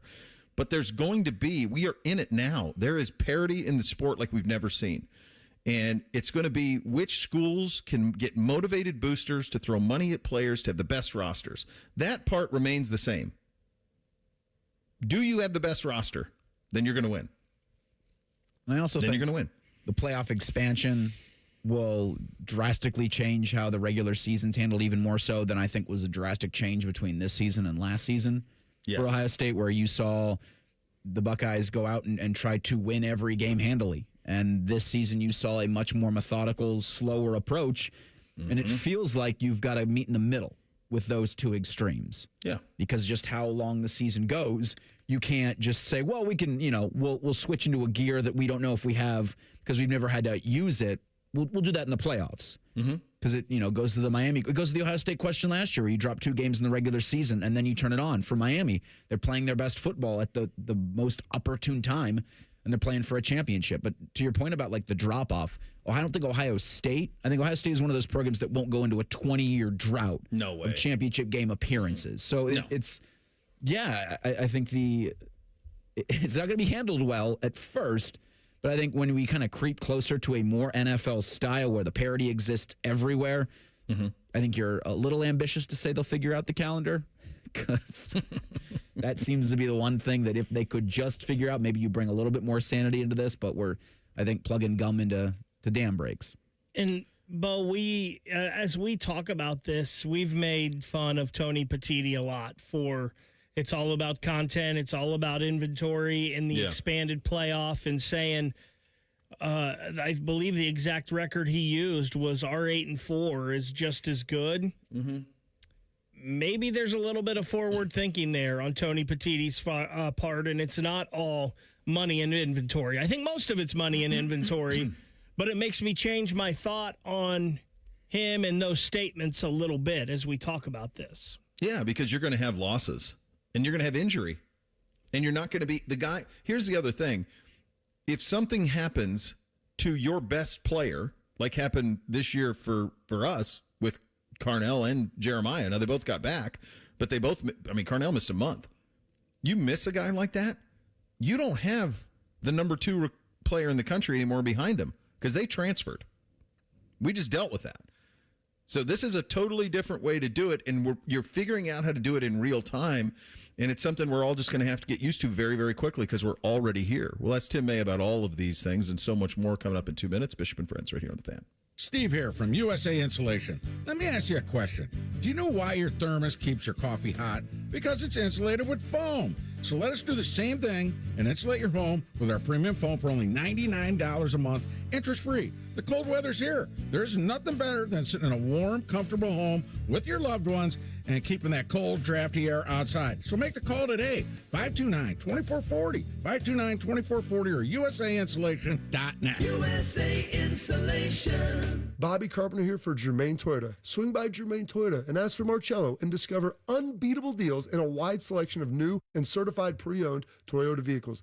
Visit them at germaintoyota.net. Germain Toyota on the corner of I-70 and Bryce Road. Hey, what's up? It's T-Bone. Winters can be brutal here in the Columbus area, and if you're cold in your home with the heat running constantly, it's probably your old, inefficient windows that are the problem. The good news is that Window Nation can help you get through this season because in the last 20 years, they've installed over 3 million energy-efficient windows nationally, and they're trusted by thousands of Columbus homeowners to keep their homes comfy and cozy year-round, while also saving them money on monthly utility bills. And right now, they're more affordable during the Window Nation Buy 4, Get 4 Windows free sale. It's a great time to replace all the windows in your home. Plus, you could get your windows with 0 down, 0 monthly payments, and 0 interest for 2 years. You'll be surprised by the dramatic difference new windows will make. Your home will be better protected against the weather, feel warm and dry, and you'll love the lower utility bills. The pros at Window Nation will guide you every step of the way. Don't wait to put an end to your window problems. Save big with Window Nation's Buy 4, Get 4 sale going on now. The sale ends soon, so visit windownation.com right now. Window Nation, a proud partner of Ohio State Athletics. For the past 100 years, Shriners Children's has become family to over 1.5 million kids. In tough times and good times, they're there when we need them most. Please go online right now to loveshriners.org. All your favorite fan shows are available when you want them. Head to 971thefan.com and hit that subscribe button. The Fan, Ohio sports destination. Distilled sports discussion served in light beer quantities. You're listening to Bishop and Friends. Indeed, you are. Time to head out on the Brian Heating Cooling Systems Fan Guest Hotline. Conversation with our good buddy Tim May. The Tim May Show with Clay Holland right here on the Fan. The game endures, doesn't it? With all the mess around it. God, we got a classic last night.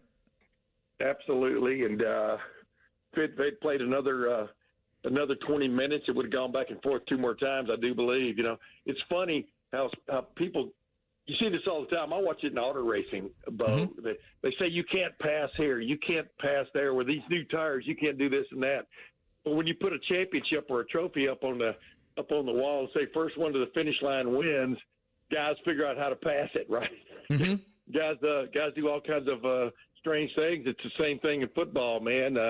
Those two teams were just slapping the heck out of each other, and then finally they both said we've got to score points to win this football game. And I thought when Miami drove down and got that go ahead, I thought it was like, okay, that's it. I guess the SEC is going to get back to the national championship game for the first time in a long time.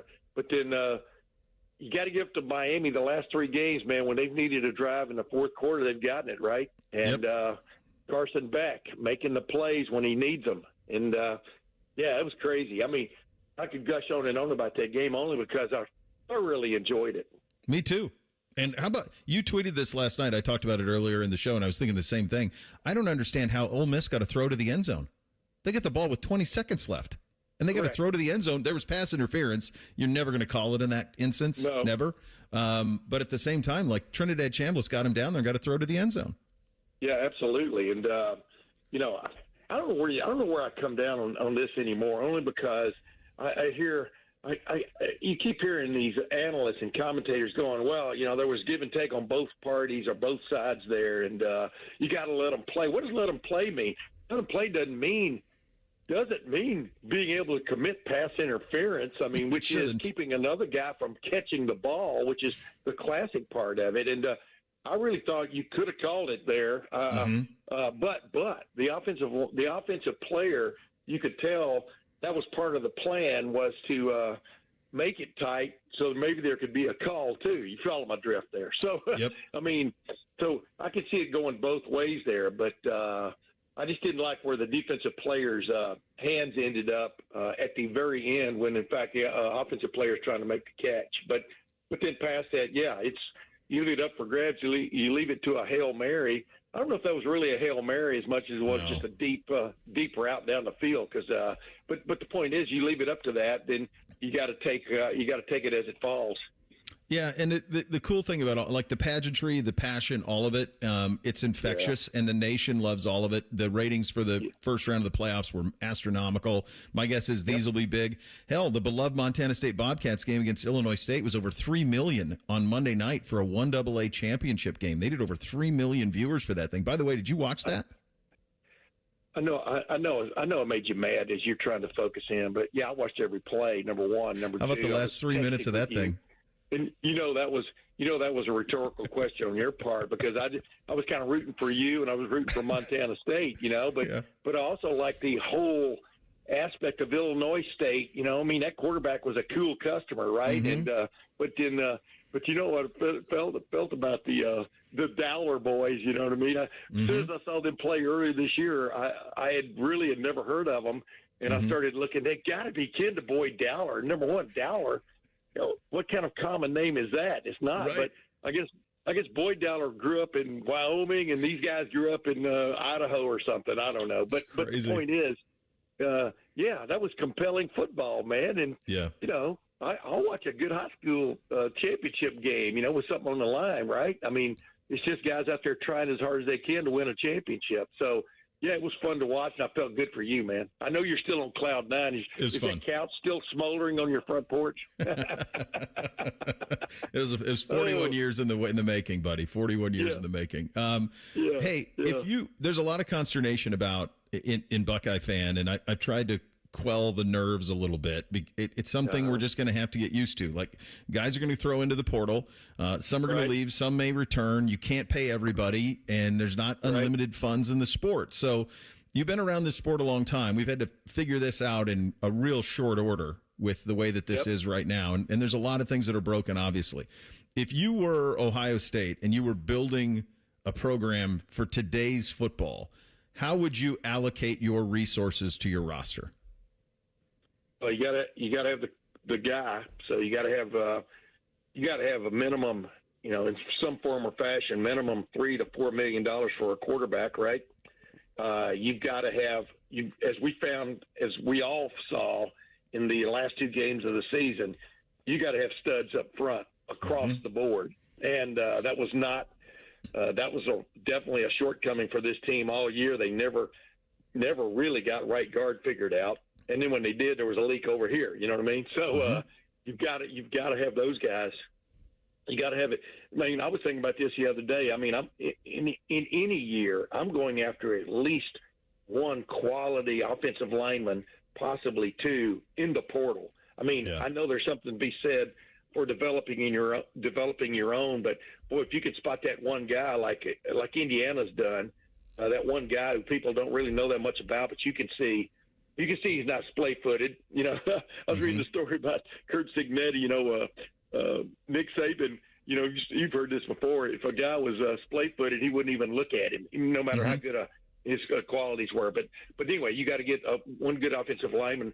I think the wide receiver room will take care of itself, because as much as there are people leaving to try to find their riches in this age, there will be people still wanting to get into this wide receiver room, because Ohio State's going to throw the ball with some degree of consistency. Let's put it that way, and the big names speak for themselves.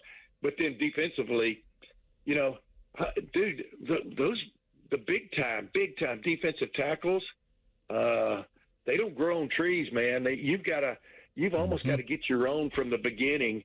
And I've said all along, that great A-gap dude, except I call him something else, that great A-gap dude, they are so much fewer and far between than a big-time quarterback. And so you've always got to keep your eye out and allocate somewhere, in my opinion, if they end up being a Caden McDonald, they're worth $2-3 million minimum, and what they can mean to your defense. But you also got to keep in mind they can't play every play. But and then I think there's a lot of linebackers. No offense to linebackers and defensive backs. There's a lot of decent to good to maybe even small time great linebackers and DBs out there. You just got to go find them. But a guy like Caleb Downs, when you get your hands on a guy like that, you got to hang on to him. And which gets us back to this whole thing, man.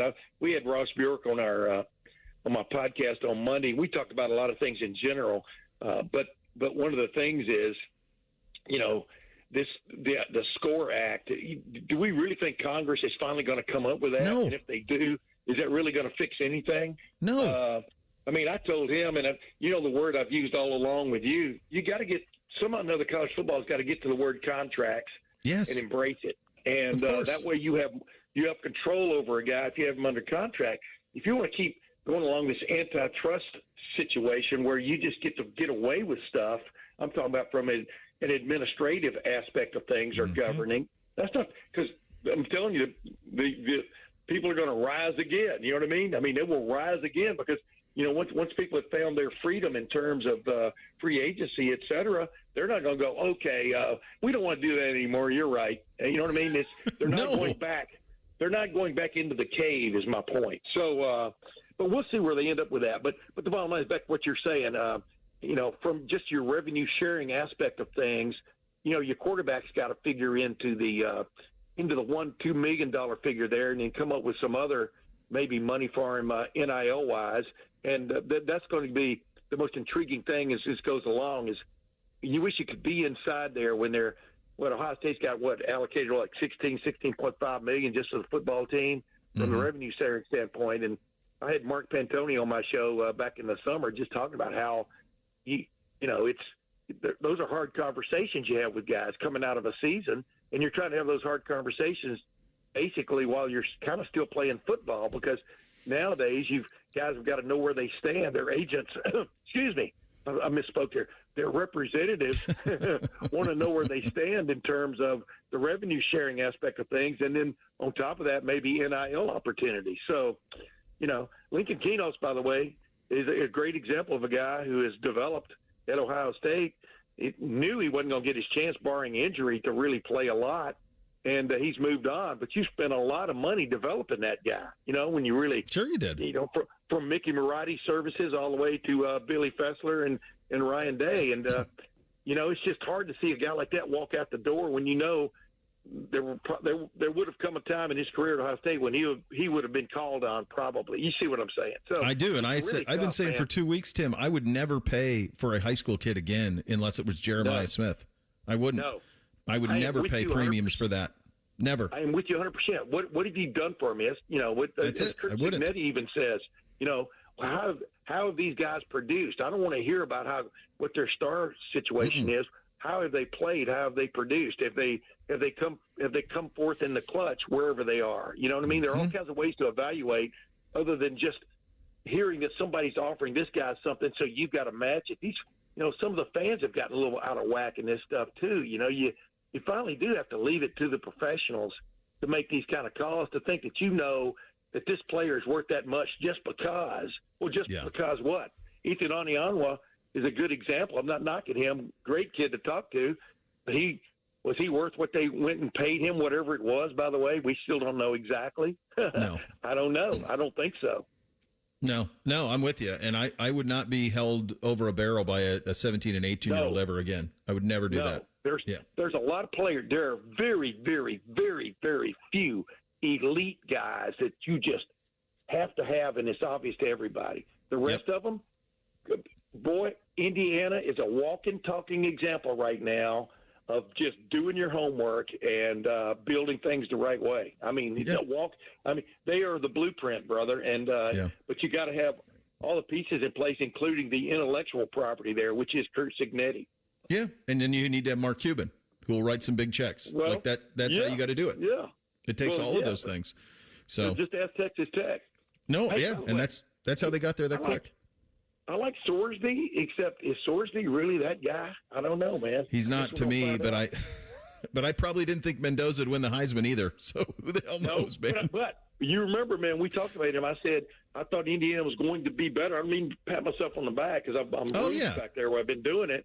But I knew they had an upgrade at quarterback. Yes. How good that upgrade was going to be remained to be seen. But that guy can play, man. I think anybody knows that now. No, that was a massive get. Getting him, everybody knew how good he was. Everybody wanted him, and they got him, and that was a massive get, obviously. But nobody saw this coming. All right, buddy. We'll do it again soon. Go ahead. Quick question for you. You think the Rose Bowl, after 2 straight blowouts, you think the Rose Bowl is wondering why me? Yeah. You know what I mean? I do. That's been crazy, man. All right. Yeah, it is. All right, pal. We'll talk to you. There he goes. Tim May joining us on the Bryan Heating Cooling Systems Fan Guest Hotline. We'll do a little thing or not a thing up next. Bishop and Friends right here on the Fan. Nothing makes a gathering great like Eggland's Best Eggs. They're just so delicious, with better nutrition, too. For us, it's eggs any style, as long as they're the best. Eggland's Best.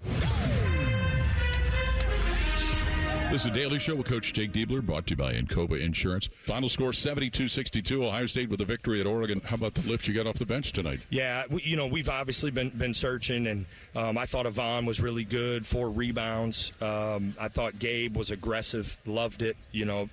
That's the stuff we've been talking about. We've had so many games where we've sub guys in, and we're playing combined 20, 25 minutes with no field goal attempts, and here every single guy that checked in showed some aggressiveness. So I think that's really important. We adjusted. We had to because of Brandon's injury. We adjusted our substitution patterns a little bit. Went a little bit of an NBA style in the first half and kind of scripted it. Just to try and give us maybe a little bit of rhythm, get guys understanding when they're going in, and I thought our staff did a really good job executing that too. All right, we'll have another comment.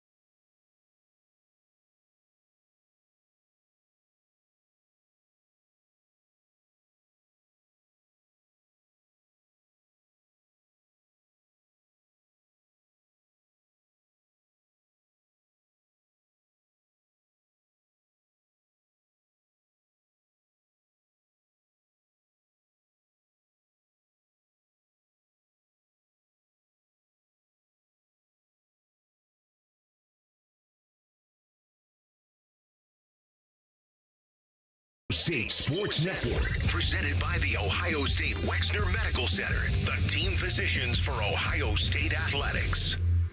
72-62, Ohio State defeats Oregon. Coach, you go into this game knowing that you have to do a number of things. What was the key in limiting Nate Biddle's productivity here tonight? Well, I told you guys he was one of the best players in the league. And you saw even though he struggled, I think he was maybe 1 for 11 in the first half. He steps up, hits some threes, gets some rebounds, gets to the free throw line. We have a ton of respect for him, and I think his ability also to protect the rim and cause teams to struggle from the field. Like, you don't always see his stats show up, but he had 3 blocks and a block assist tonight. So he's a really good player, but I thought Tilly, our team, we really executed our scheme for the most part really well against them and made it really challenging. It's the Ohio State Sports Network from Learfield. Toyota gives you more electrified hybrid choices than anyone else, including the stylish new Corolla, a name synonymous with Toyota quality and dependability, the elegant new Toyota Crown Signia, and the latest edition of the legendary 4Runner. Toyota's extensive lineup also includes battery EVs like the tech-savvy all-electric BZ4X. And of course, the iconic Prius, the hybrid that started it all. That's the power of choice. From Toyota, let's go places. Everybody knows that Roosters is a fun, casual joint with their award-winning waitstaff, great food, fun, and laughter. It's a quick stop on the way home to sit back and unwind. It's a front row seat to the big game. Roosters is where you, your family, and friends can order pizzas, sandwiches, salads, and more. And the home of award-winning wings that are fresh, never frozen, and so big you won't believe it. It's your family's other dinner table. Roosters, a fun, casual joint, and the official wing sponsor of Ohio State Athletics. It's the biggest sale of the year, the Right Rug Flooring Clearance Sale. Save on thousands of in-stock styles, including carpet starting at 35 cents a square foot. Luxury vinyl starts at 43 cents a square foot. Hardwood and laminate start at 99 cents. Prices are material only. Unbelievable deals on beautiful quality floors. Next day installation and 24-month special financing available with approved credit. Hurry, the Right Rug Flooring Clearance Sale ends January 25th. Right here, right now.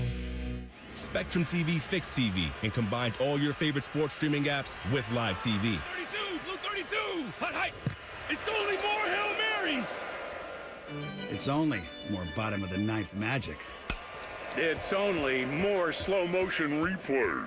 It's only getting all the sports with over $100 worth of streaming apps like ESPN, Fox One, Tennis Channel, Peacock, and more, included with live TV at no extra cost. It's only the way TV should be. It's only everything. Learn more at SpectrumTV.com. Bishop and Friends is sponsored by Diamond Seller, your true jeweler for over 75 years. The Fan, Ohio sports destination. Bo knows many people. He talks to the interesting ones on this show. This is Bishop and Friends. All right, indeed it is. Time for a little thing or not a thing on a Friday. Hit it, fellas. Thing or not a thing. Sponsored by Billiards Plus. Find your next grill and everything you need for the master griller. Billiards Plus on Dublin Center Drive in Dublin. In an appearance on the Ryan Ripken show yesterday, former Ravens offensive coordinator Todd Monken said the failures in Baltimore this season are, quote, shared by everyone. I don't know how else you can say it, because everybody's going to want a hand when it goes great.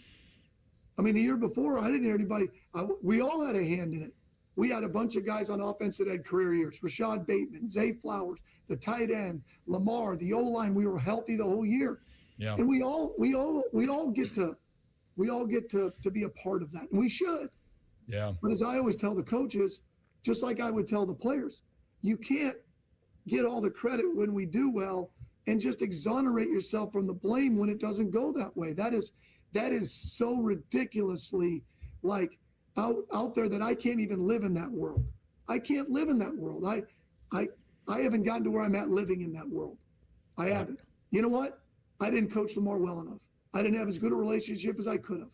I didn't do the things that we needed this year to win enough games to give ourselves a chance. And I believe that. I'm not just saying that because I'm on your show, and I'm going to fight like hell to fix it. I'm going to fight like hell for the next job I get, and I'm going to root like hell for the Ravens. Thing or not a thing? So I know Todd pretty well. offensive coordinator the year Freddie Kitchens was the coach of the Browns, and when I was doing Cleveland Browns Daily, he would come in and talk to Nathan and I a lot in the studio, and I like him a lot. And he's a straight shooter as can be, and he's as accountable as can be, and whoever hires him is going to love the results. And during Monken's tenure with the Baltimore Ravens, Lamar Jackson had his best seasons. And that takes both to make that happen. But I think everything he said there is on point. It's on point. And it's all just accountability. I would love for him to end up in Cleveland. I'd love for him to end up, if he doesn't have a pro job, to be the offensive coordinator here. Like, I think he's that good. And I love what he said here. We always look, when something goes wrong in our sports team or in life, we look to the reasons why. We want to know why. We want to pinpoint it on one thing. Why did Ohio State lose to Indiana and Miami? What is it? What is it? There's got to be one thing. When in reality, he's right. It's multiple things. There are always multiple reasons why all of this. And I like that he's not trying to dodge any of the blame on his part in this. He's saying, listen, I didn't do well enough. Because you can't throw anything else on everybody else. Yeah. You looked at himself and he said, I didn't do well enough. I didn't coach him well enough. I didn't develop the relationship this year well enough. I can only speak for me and my part, and I wasn't good enough. You got to respect that. Now, former Florida quarterback DJ Lagway is expected to transfer to Baylor with 2 seasons of eligibility remaining. Lagway is from Willis, Texas, which is about 2 hours from Waco. He's the son of former Baylor running back Derek Lagway. The 20-year-old Lagway is a former top 10 recruit who was ESPN's #1 dual-threat quarterback in the class of 2024. Thing or not a thing? Massive thing, and it goes to the conversation I was just having with Tim May, guys. Like, I would never pay for the signature of a player out of high school unless it's Jeremiah Smith. I just wouldn't. They paid Lagway. Some of it's not on him. He flashed. Like, he had moments where you were like, oh, for sure. But I'd rather have him be developed somebody else. Like, in this scenario, I'd rather be Baylor than Florida. You go develop him, then give me the 20-year-old with 2 years of starting experience, and then I'll get the fruits of your labor. So this model, this is a perfect example of what I was talking about with Tim May just a couple of minutes ago. I don't think this is a thing. And I don't think it's a thing because DJ Lagway has a lot of developing to do still as a quarterback. And I actually really hate this system that we're in for a kid like this. Now, is he getting paid? Sure, he's getting paid. But it would be really awesome for this kid to be able to go and sit somewhere, even like in Ohio State. Like, say he came to Ohio State, to come here and have a redshirt year and sit for 2 years and really learn and develop his skills as a quarterback and then get to play for a couple of years, because this is a kid kind of like Anthony Richardson that is uber talented and needs reps and needs games. DJ Lagway is so athletic that all these schools are going to want him, but it may be better for him to go somewhere smaller and really learn the game and play a lot of football. Or, as we said, come somewhere like Ohio State and be patient and sit for a few years. But unfortunately, the way this system is right now and the game is, there's just no patience for that. You can't wait for it. And it kind of sucks for a kid like this, who I don't know if he's good enough to be a quarterback in the NFL, but I don't think we're ever going to know because he's never going to get time to develop. Well, he did develop. I mean, he started every game for 2 years at Florida. But he probably wasn't ready, right? Well, no, but I mean, he played. Like, he started 20-some games. Like, this isn't Richardson where he played for 1 season. Like, this dude started for 2 years at Florida. Was he developed? Well, that's on him, and that's on the coaches and all of those things. The example the Dante Moore is the example. Go to UCLA, got the money, didn't go well. He had the foresight to sit for a year at Oregon, get compensated while he did, and now could be the 1 or 2 pick in the draft. Like, that's the thing with that's the nuance that these guys are going to have to make those type of decisions. Because another example of this, the opposite, is because what you're talking about is Tavian St. Clair. That's Tavian. Compensated here, learn, develop for 2 years. Julian goes pro next year, and then it's Tavian St. Clair time. but that's a 2-year bet on him, and he better be damn good. And it could go wrong real quick. Yeah. No, it's a crazy one. Philosophically, it is. All those Texas schools, by the way, are going to be a problem. They're all going to be a problem. They've all got money. All right, final hour of the program coming up next. What we learned this week kicks it off. Bishop and Friends right here on The Fan. T-Bone and Tyvus are everything you want in a delicious breakfast. Lots of empty calories, no nutritional value. Weekday mornings from 6 to 9. Hey, what's up? It's T-Bone. Tired of snoring? Dr. Mark Levy can help with a custom mouthpiece that opens your airway and stops the snoring. No mask, no noise. Call 1-800-MORE-SLEEP or visit sleepbettercolumbus.com today. Stop snoring. Sleep better. Live better. Call the folks at Buckeye, night or day. Hi, this is Max with Buckeye Heating, Cooling, and Plumbing. This message is for everyone with a New Year's resolution. You can do it. This year is going to be your best one yet. Be the best because you are the best. You deserve it. Thank you for allowing us to serve you. And when you need us, call 614-683-9911. Call the folks at Buckeye, night or day. What does it mean to give 100%? It means giving everything you've got, every single day. That's why the V Foundation gives 100% of every dollar donated directly to cancer research. So no matter what you give, we give 100% for life-saving research victories, 100% to making new discoveries that lead to innovative treatments, 100% to groundbreaking cancer research that could one day save someone you love. We know cancer research is working. Over the last 30 years, an estimated 4.5 million lives have been saved thanks to game-changing research breakthroughs. But there is more work to do. That's why the V Foundation gives 100% of every dollar donated directly to cancer research. We will always give 100% to accelerate victory over cancer. Don't give up. Don't ever give up. Donate today at v.org.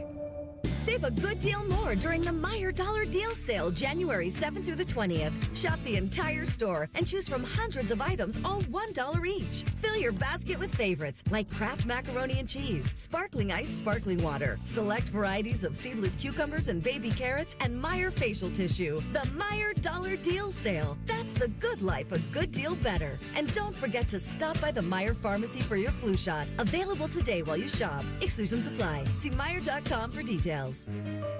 Some journeys start small, with small pause and big purpose. Look how little you are, you sweet girl. Every great partnership begins with the first step. Bella, let's go.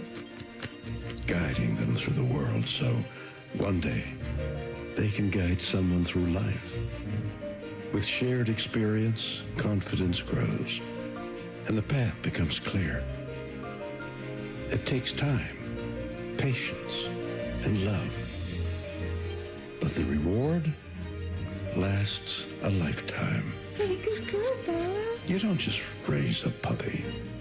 You raise a future. Become a Dogs Inc. puppy raiser. Give a dog a purpose. Give someone hope. Learn more at dogsinc.org.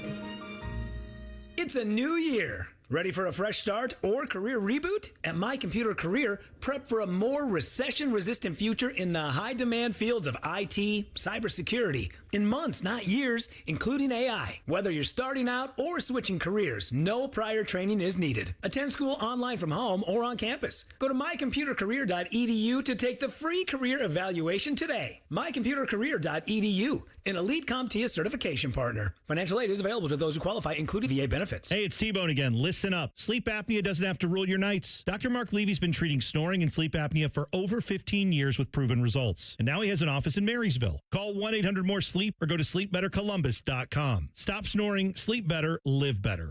Broadcasting live from the McDaniel GM Superstore Studios, driving excellence since 1916. Chevrolet. Together, let's drive. WBNS HD1 Columbus. Good morning. I'm Eric Reeser. For the third year in a row, a Big Ten team will play for college football's national title. Tonight at 7:30, top-ranked Indiana plays number 5 Oregon in the Peach Bowl semi.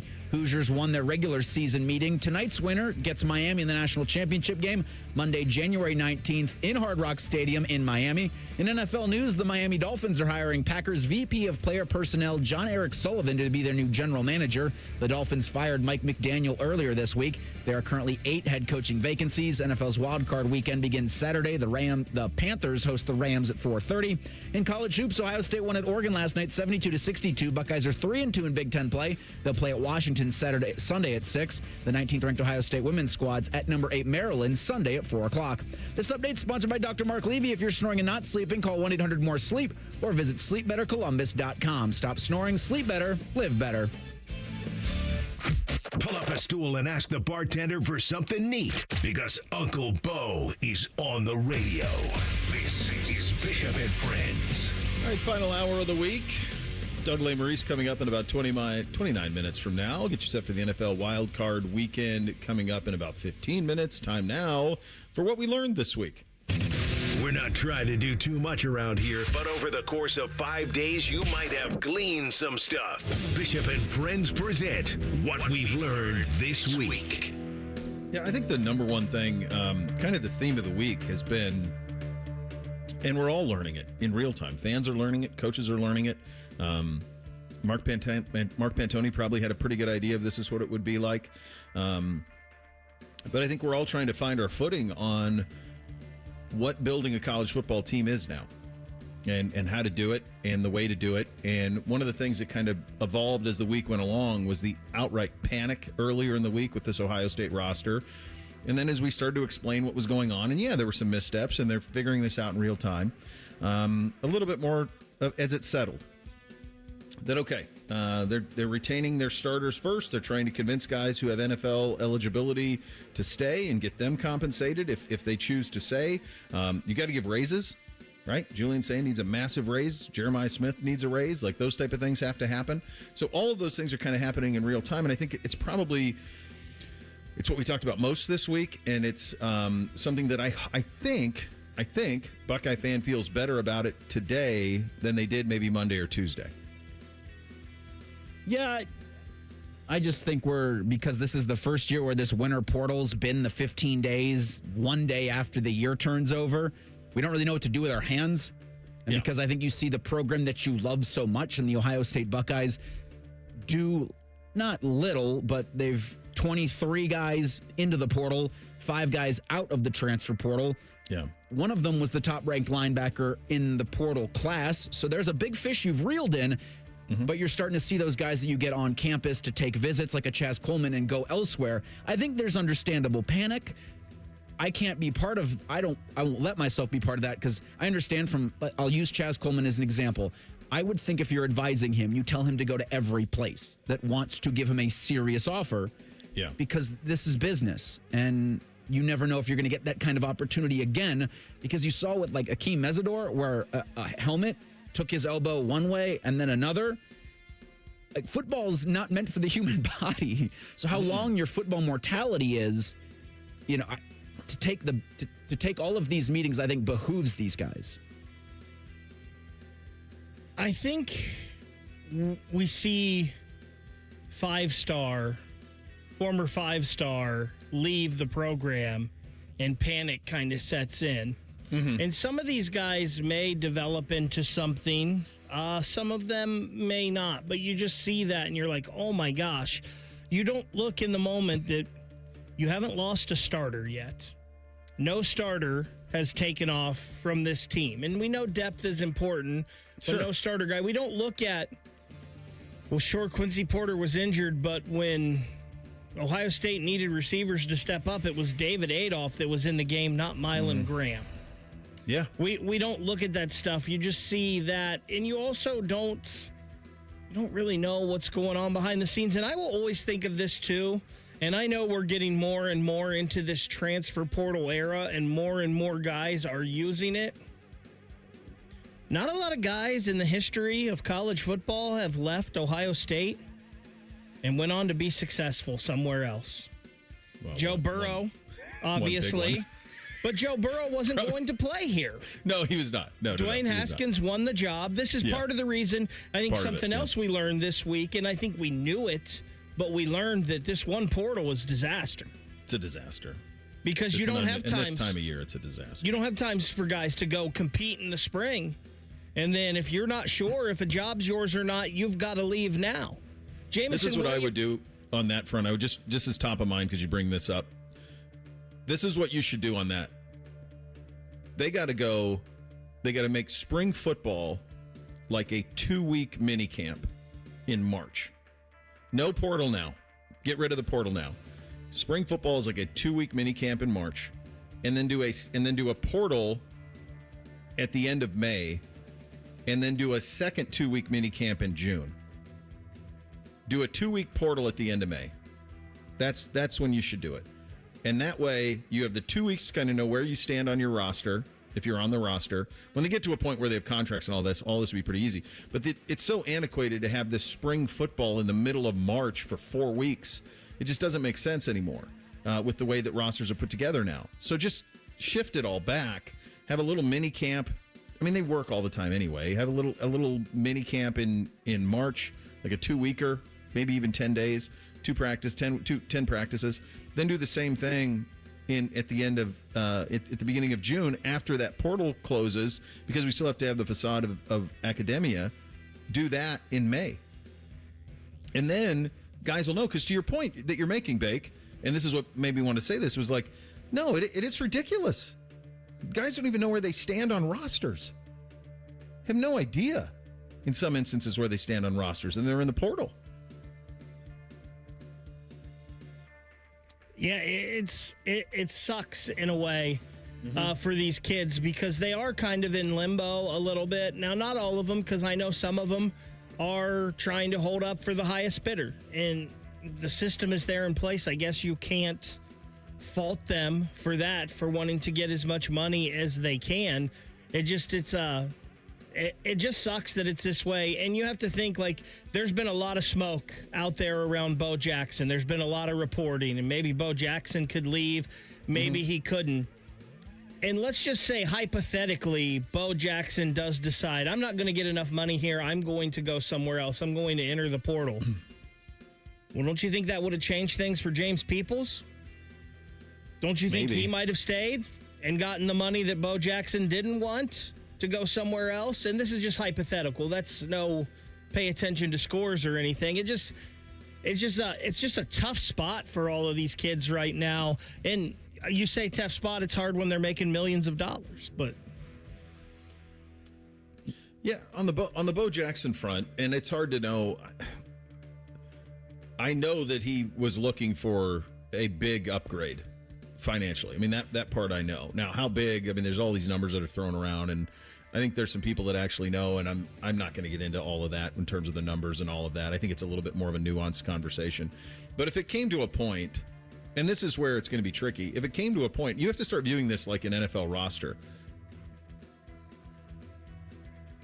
NFL general managers are not held over the barrel by running backs. I mean, they've almost because running backs aren't that important. Yeah. They're not that important.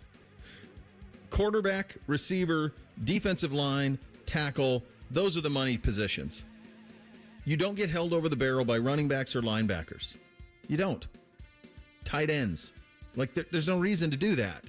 So, yeah, like if player X, who had a nice season, comes in and says, I need 3X or I'm out, bye.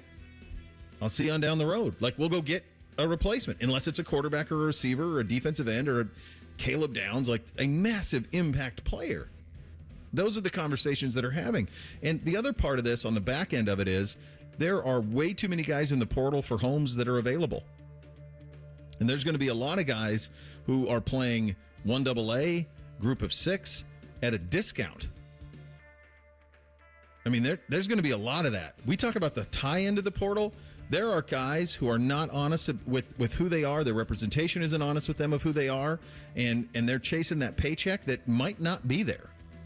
1 week left in this winter portal window. On3 says there are 2,644 guys that have put their name in. 885 have committed. That's about 33%. Only 16 have withdrawn their name. Yeah. And I don't mind like kids like playing the game. Like jump in. Is there a better offer? Is this a better place? Because I think you're going to see maybe more so in the closing days of this, that withdrawn number tick up quicker and maybe not higher than the committed, but at a pretty quick rate where guys realize, oh, I don't have a landing spot, so I will walk it. I mean, Damon Williams didn't necessarily do what we're talking about, but he did a 180. It's a dangerous game, though, and Damon Williams had already signed, so his money at Washington, at least you would think, was going to be guaranteed. Some of these guys didn't sign with their school, so it's a dangerous, like, there may have been $1 million offer on the table for you, but you wanted $2, and then you go play the game, and then, well, sorry, we don't have it for you. It's a slippery slope.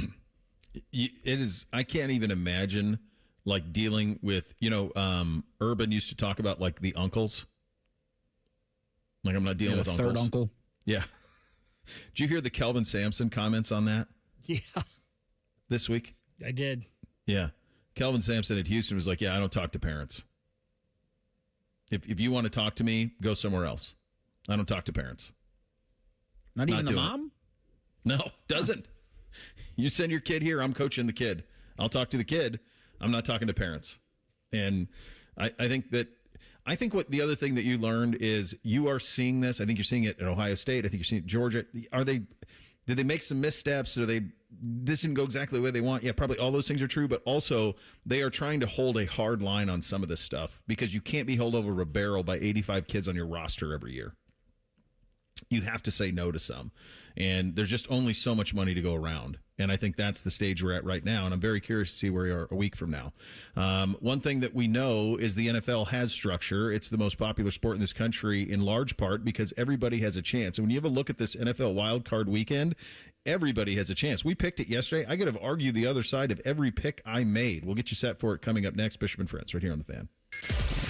We're known for three things: games, conversation, and Common Man yelling about things only he cares about. The Fan, Ohio's sports destination. Men, the new year is here, and if you're like many of us, you're ready to improve your health. But if you're feeling low energy, not sleeping well, or not seeing results in the gym, keeping that resolution can be tough. This is Jeff for Tri-State Men's Health, and if those symptoms sound familiar, we can likely help. They often point to low testosterone, and treating low T is what we do. But this year, we're also helping men go further with 4 targeted body composition plans featuring growth hormone peptides, NAD+, GLP-1s, and more. Designed to boost energy, support metabolism, enhance recovery, and accelerate fat loss. With our low T treatments combined with our body composition programs, most men notice real improvements. More energy, better focus, improved sleep, stronger workouts, and often a renewed sex drive as well. So call us. Your initial visit is just $99 and includes blood work and a medical consult. And if you start on treatment the same day, your visit is free. Call 800-900-9654 or visit tristatemenshealth.com. Featured therapies are compounded and have not been evaluated nor approved by the FDA. Provider prescription required. See website for details. Care Heating and Cooling.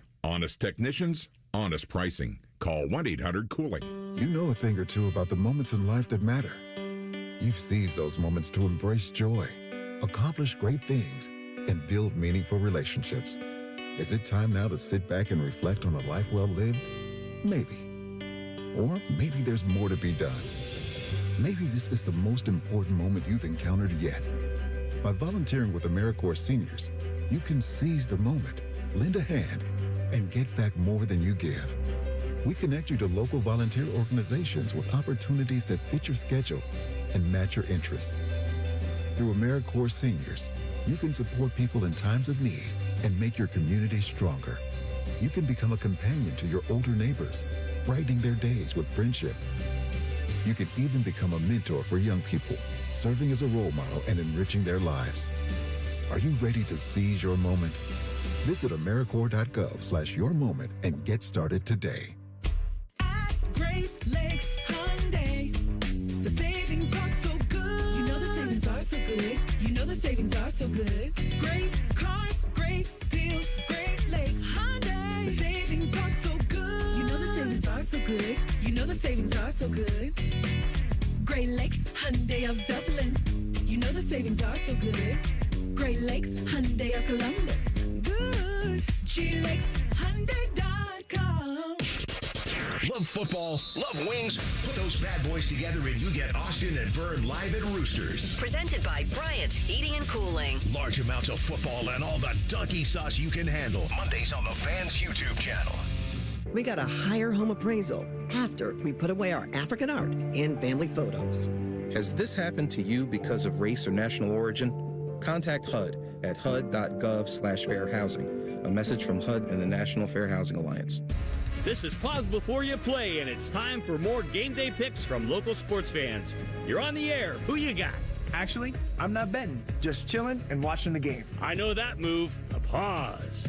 Sounds like you've got a winning strategy. Exactly. After I set limits and recognized the risk, I knew it was time to stop. Now that is responsible betting, folks. Sports are fast. Betting shouldn't be.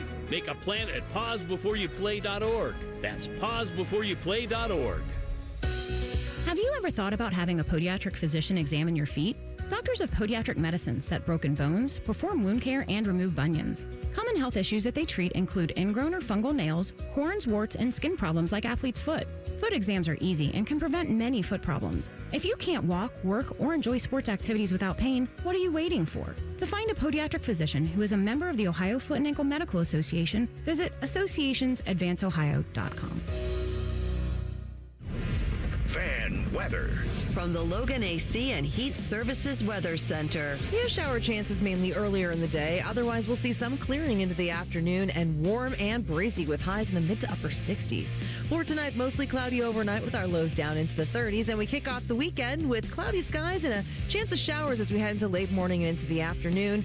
Winds will calm down with temperatures only getting into the low 50s.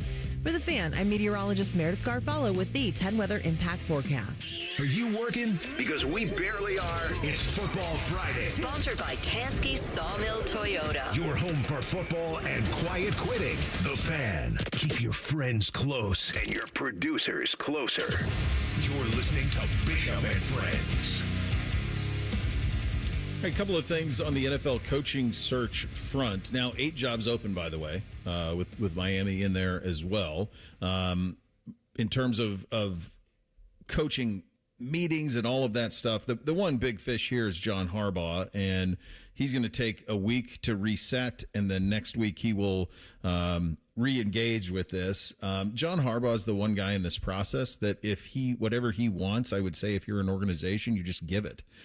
Like financially, you give it, staff price, you give it, front office control, you give it, like whatever he wants, like get it. Like he's proven it. He's the one sure thing. He's the Mike Vrabel of this cycle. It's Vrabel. He's the guy. I think Mike McDaniel's going to land. I think Mike McDaniel's going to get a head coaching job. Or at the very least, it'll be a one-year coordinator, then right back into the world, because Mike McDaniel won a lot in Miami. Didn't have the postseason success, but they won. Their offenses were great. They run it like crazy when he's there. You'd be worse off than ended up with Mike McDaniel. Some of these guys are going to be hot coordinator guys, and we'll see where all of that goes. I did see Jesse Minter is going to interview. The Chargers defensive coordinator is going to interview in Cleveland. So something to watch for there on that side of things. So we do have a general manager position that was filled. The Miami Dolphins landed their general manager. A little surprised that happened because a lot of people thought maybe that would be the spot for Harbaugh. But apparently the structure that they wanted, according to folks down there who are all over this, is they wanted a structure of the general manager hires the coach. So I don't know that Harbaugh, that doesn't feel like Harbaugh to me, guys. That feels like something else. To me, Harbaugh would hire everybody if you get him. At least when you have the conversation with him or his representation, that's probably the first thing you discuss is how you think you want to build a roster, coach. What's that process going to look like? And yeah, my guess is with him, because he can pick his landing spot, he'd go, yeah, I want my guy. I want my guy to come in there, and then I want to hire my guys, and I want nobody to be over me or I'm not here for a partnership. No. I got 6-7 years left in the NFL. I didn't mean to do that, but I'm not here to just, this isn't going to be a collaborative effort here. I'm not interested in doing that anymore. So I wonder for those teams out there that have general managers in place, they're doing themselves the disservice if they seriously want to get involved in the John Harbaugh sweepstakes. I saw the Browns also interviewing Dan Pitcher and Andre Dirty today. I think they said that as well. Pitcher I talked about earlier in the week. He has that connection to Andrew Berry. He was he came up through scouting in Indianapolis and was there when Andrew was there. And when they made the decision that Andrew Berry is going to stay, then just connecting the dots, you say, well, if he's going to stay and he's going to have a hand in this search, think about who he knows, who he's crossed paths with. So that's where I thought of, that Indianapolis tree. He was in Philly for a year, and then obviously with the Browns before with Dorsey, and then came back. So highly regarded. Interesting, though, didn't call plays in Cincinnati.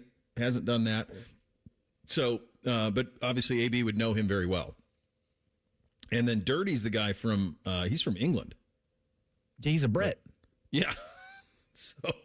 So his that's a wild story how he got to be go ahead, Reese. A coordinator in Seattle. I'm not sure I understand it fully. Just it being a small world. I was just going to say one thing about the Browns should talk to everybody. Like I don't think there shouldn't be a name off your list. I guess I'll say that. Like have as many conversations as you can with as many people as possible. Because I'm not sure Cleveland's in the situation that maybe the Dolphins are now finding themselves in, or the Baltimore Ravens, where you've got a roster that you've got to really work towards getting into the playoffs now. Take your time with this. I don't think there's anything wrong with that. It's the similar thing with if you're a portal person, go see all of the offers that you have available. Make the best, most logical decision. I think there's two paths that Cleveland's going to have to choose. They're either going to choose we believe in one of these young quarterbacks, most likely Shedeur. He got the biggest look. We believe in Shedeur Sanders, and we're going to give him every opportunity to succeed, and we're going to take some lumps next year probably as he continues to learn on the job. We're going to buttress it in free agency on the offensive line, at receiver. We're going to give him weapons. We're going to protect him. We're going to put him in the best position to succeed. There's that path. With that defense, that path is probably close enough that it could contend in an AFC North that isn't what it used to be. But that would depend a lot on if you believe in Shedeur Sanders. The other side of it is, do they go shopping in free agency for a quarterback or via trade for a quarterback? So, no franchise quarterback's going to become available. But Malik Willis is a free agent. He was a high pedigreed player when Tennessee took him. He ended up falling in the draft. A lot of people thought he'd be a 1. He didn't go as a 1. It was really bad early in Tennessee, but he's kind of did what Bake was talking about on the college side of things. He went to Green Bay. He got under LaFleur, and every time he's played, he's looked really good. So is that the type of guy that you would say, if we can put him in there, a guy who's been there, done that, and has grown up the last couple of years and kind of went to quarterback finishing school, is that a guy who could paratroop in? And then or even like Mac Jones. Is Mac Jones a guy? Now, Mac Jones is under contract with San Francisco, so that's another guy, though, that could be out there. In that one, you'd have to do a trade. Malik Willis, you don't have to trade. That would probably be like 2 years, $40 million, like the Justin Fields deal from last year with the Giants. That's probably what that is. And I think the Browns are going to be okay when it comes to free agency. They're going to do some restructures. They always do. And I think they're going to end up with a lot more cap space than people think by the time this is all done. So it just kind of depends on how ownership and Andrew Berry want to take that thing. Do they believe, did they see enough in Shedeur Sanders to believe in what he is, believe in what he could be, give him all the support, build it around him, give him weapons, give him protection, all of those things, because your defense is Super Bowl caliber. So this is a division that has a complete turnover in Baltimore in leadership and everything. They're still the most talented team in the division top to bottom, but they're starting from scratch in terms of philosophy and offense, defense, all of those things, like new offense for Lamar to learn, new defenses, all of those things. So they're going to take a step back, and the only reason they took a step back this year is because they had so many injuries in the middle of the season, and they got off to a poor start. I have no confidence that Cincinnati's going to be any better. Why would I believe that? Just because Burrow's healthy? And that's what they're going to tell themselves. They told themselves that this year. Yep. The only thing I would Pittsburgh will be worse. The only thing I would say about that with Cincinnati is some of their young defenders, the two linebackers especially, started to show a little bit of life as the season went on, and their defense did seem to play a little better. So if they use their resources, whatever they have, and put their resources into the defensive side of the ball, then maybe you could have a little bit of a defense that could help out that offense, although that doesn't help your offensive line at all. No, and whatever they do, I don't think anybody sitting here would be arguing that they're going to be as good as they were when they were in the Super Bowl in 2021. Like, you're a long ways from that. So, like, Jesse Bates ain't walking through the door. So, that either way. So, like, those are the decisions that have to be had. And Duke Tobin is talking today in Cincinnati, is he not? I think that's right. At some point today, he's going to talk? You mentioned Jesse Bates. What if Caleb Downs walks through the door, though? Well, I mean, that's the type of thing that they need. And it might work out, because where are they picking? Like 10? They're 10th. Yeah, he might get there. There's a lot he's a safety. There's a lot of mock drafts I've seen that have him going to the Bengals 10. Now, I don't believe he falls that far personally, because I just think he's too good. But that position has usually not been drafted high in the NFL draft. And there's a lot of drafts that have him landing in Cincinnati. I'm seeing one where Downs is going 7th to the Washington Commanders. And so the Bengals get David Bailey, the edge rusher from Texas Tech. And that makes more sense to me with Downs. I would think he would go higher, but you'd think Cincinnati would sprint to the podium. Duke Tobin at the podium at 1 o'clock today, for what it's worth. Yeah, and that group, I mean, they have some great reporters on that group. Petreglia, Ben Baby, of course, who we have on all the time. Jay Morrison dealt with that incredible personal tragedy, the shocking loss of his wife around the holidays. So I know that he took a leave, but he's as good as it gets, too. So, I mean, like, they've got people down there that'll pepper him a little bit, and I'll be curious to hear, you know, what kind of the tone of that is down there and what the process is. And remember, that came out of nowhere last year with Miles, with the trade request. That was at the Super Bowl, guys. That was Super Bowl week. Yeah. So we got a long time to have disgruntled players around the league. You got several weeks left of that. So that's something you got to buckle up for a little bit, too, around the league. Full slate of games this weekend. Rams at Carolina start at Saturday at 4:30. Then 8 o'clock, Packers and Bears. Sunday, 1 o'clock, Bills and Jaguars. 4:30, Niners and Eagles. Chargers and Patriots at 8 o'clock Sunday night. And then Monday Night Football, Texans at Steelers. If you could only watch one, which one would you watch? I'm thinking Saturday at 4:30. Oh, God. NBC talking to me on the way to school. Oh, nobody respects us. I said, dude, you're 8 and 9. Shut up. Us. Yeah, I us. love it. Ridiculous. Absolutely ridiculous. Which one would you pick, Bake? Maybe it's just because of the teams and the pedigree, but I think that 49ers-Eagles game is going to be pretty good. Yeah. The one I'm most curious about is Bills-Jaguars. That's the one I'm really curious. Was it Buffalo that spent the most money in the offseason, like on free agents? And I don't know that. I want to say Could be. They brought in a ton of like Joey Bosa. Yeah, they did that. Like you got to do it now, and so you got to do it now. Yeah, and they haven't won a road playoff game since the 90s. So going down to Jacksonville 1 o'clock Sunday is going to be fun. College football down to 3 teams. You got an all Big Ten affair tonight. At one point, he's the king of the North, and he still kind of is fighting those battles. Our good buddy Doug Lesmerises is going to join us coming up next. Bishop and Friends right here on The Fan. Hey, what's up? It's T-Bone. One of the great annoyances in life, at least for me, is the check engine light, right? You get in your car, you see the check engine light, and you go, I got to take care of that. I don't know what it is. So you let it sit there forever. It bugs you, and eventually a bigger problem happens. Well, every day in your house, your check engine light might be on, but it's not your engine. It's your windows. Because you sit down on your couch, you feel the cold, drafty air coming in through your windows, and you go, I got to do something about these windows. But just like the check engine light, I'm afraid of how much it's going to cost, and I don't know where to go. I can't help you with your check engine light, but I can help you with your windows. Window Nation's Buy 4, Get 4 Windows free sale is going on now. Stop wasting money by letting the warm air in your house escape through your cold, drafty windows. You're spending more on your heating bills when you don't have to. Window Nation's Buy 4, Get 4 Windows free sale is the perfect time to address this problem. Plus, 0 down, 0 monthly payments, and 0 interest for 2 years. That could be yours as well. Schedule an estimate today. WindowNation.com. Once there was a man who couldn't stand. A mom who couldn't wait. A scientific community that said it couldn't be done. And then you. And then I. And then we brought neuromuscular disease into screaming color with the Muscular Dystrophy Association. For 75 years, our voices have thundered through the halls of Congress. We've willed the impossible into existence. We've pushed the science, raised the funds, shifted the narrative, and transformed the reality of life with neuromuscular diseases. For 75 years, we've built communities together.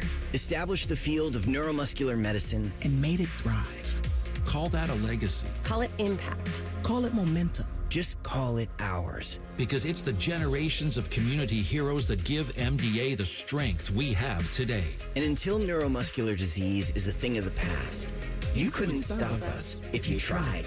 Join us and celebrate 75 years of breakthroughs at MDA75.org. Bishop and Friends is sponsored by Diamond Seller, your true jeweler for over 75 years. The Fan, Ohio sports destination. Sports conversation that's worthy of a toast, or at least a stiff drink. You're listening to Bishop and Friends. Indeed you are. It is 11:30 on a Friday. Time to talk to our good buddy, Doug Lesmerises, the Bill and Doug Show on YouTube, the Substack, Bill and Doug on Ohio State football. You can find him there. Well, you've been championing this for a long time, my friend. The SEC, as it was known, is officially dead. What I am curious about is, along with it, is kind of a way of life in college football for 100 years, where traditional powers, I mean, college football's had a caste system. The best teams stay the best teams for the most part. We have complete parity. To me, it's going to be more of a year-over-year thing. And I think even around here, Ohio State fans, there's going to be a year when you go 8-4, and it's just going to be kind of a part of how all of this shakes out.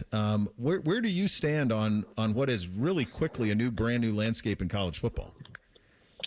Are you going on the record with 8-4 Ohio State? That's next year. That's a big take, brother. No, not next year. I do think it's coming. I think that type of stuff is coming. I don't know about that, but here the thing, and I'm working on this for the Substack, and I'll write about it at some point. I'm doing the research on it. It really is experience and age.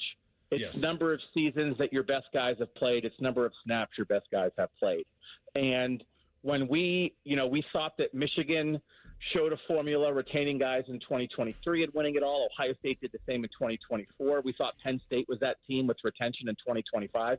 It doesn't really matter how you do it, whether it's retention or getting guys in the transfer portal. Indiana's old. Mm-hmm. Miami's pretty old. Ole Miss is pretty old. Now, those are all old because their guys played elsewhere. And then they got veteran established players in the portal. But I'm really going to be on the lookout for age. And we saw that happen in college basketball. You know, when we were in the one-and-done era, and then it was like, well, if you have smaller schools who can keep guys around for 4 years, that's how you even the playing field. And so, we had an era. You look at Georgia. I did part of this research. Georgia in 2022, when they repeated, they were so young. They had no experience, and it was okay. Like, they had a path to it. You were still – that was the last vestige of that era of, like, if you have a great recruiting class in year 3 before they jump to the NFL, you can win. That's kind of what Ohio State tried to do this year. Ohio State this year, even though they had some guys like Kenyatta Jackson and Caden Curry who'd been around, number of snaps they played, they were so much less experienced than last year. And then they lost to two teams in Indiana and Miami. Miami's had some 6-year guys running around. Indiana had some 6-year guys running around. And that's because of NIL keeping guys in school, because of the portal letting them move. Age and experience has evened the playing field for the teams that were winning with third-year guys who were 5-star recruits. Yeah, I guess that's where I'm coming from with the 8-4 at some point is going to happen around here. And it's not going to be all the time, but it is going to happen because eventually you're going to miss on somebody in the portal. Eventually you're going to miss on a quarterback. And that thing that they're so proud of, and they should be, that developed here, I don't know if that's going to exist anymore, Doug, because we saw it this year already in the portal at the receiver position. You remember that picture of like Garrett Wilson and Chris Olave and all those guys? That's over. You can't afford to have to pay 5-star receivers and have them all in the room. It doesn't work anymore. 6 of the top 9 recruits from the class of 2024 aren't going to get to year 3 for Ohio State, right? Like it's that kind of thing. And then it's also one of those things where that's what evens it out. Like the Blue Bloods, they lose potential, but then they bring in production. So even something like, I think Mason Williams, the Ohio University tight end that Ohio State got, Jelani Thurman were the same class. Jelani Thurman was a top 150 player in the country. Mason Williams was like in the thousands. But Mason Williams went to Ohio and played. Jelani Thurman stayed for 3 years here and got blocked, right, and never played. And so now what do you want? It's like, well, now Ohio State will take the sure thing, and Jelani Thurman's going to go somewhere else to try to play. So I do think Ohio State, you can already see a little bit of the movement, right? I mean, John Walker, Mason Williams, the linebacker from Wisconsin, some of these guys they're adding, it's like, are we sure they're better than some of the guys they have? I don't know, but if you look at what they were projecting, they were going to project about 6 backups moving into starting roles on that defense. But if you do that, you know what you are? You're inexperienced.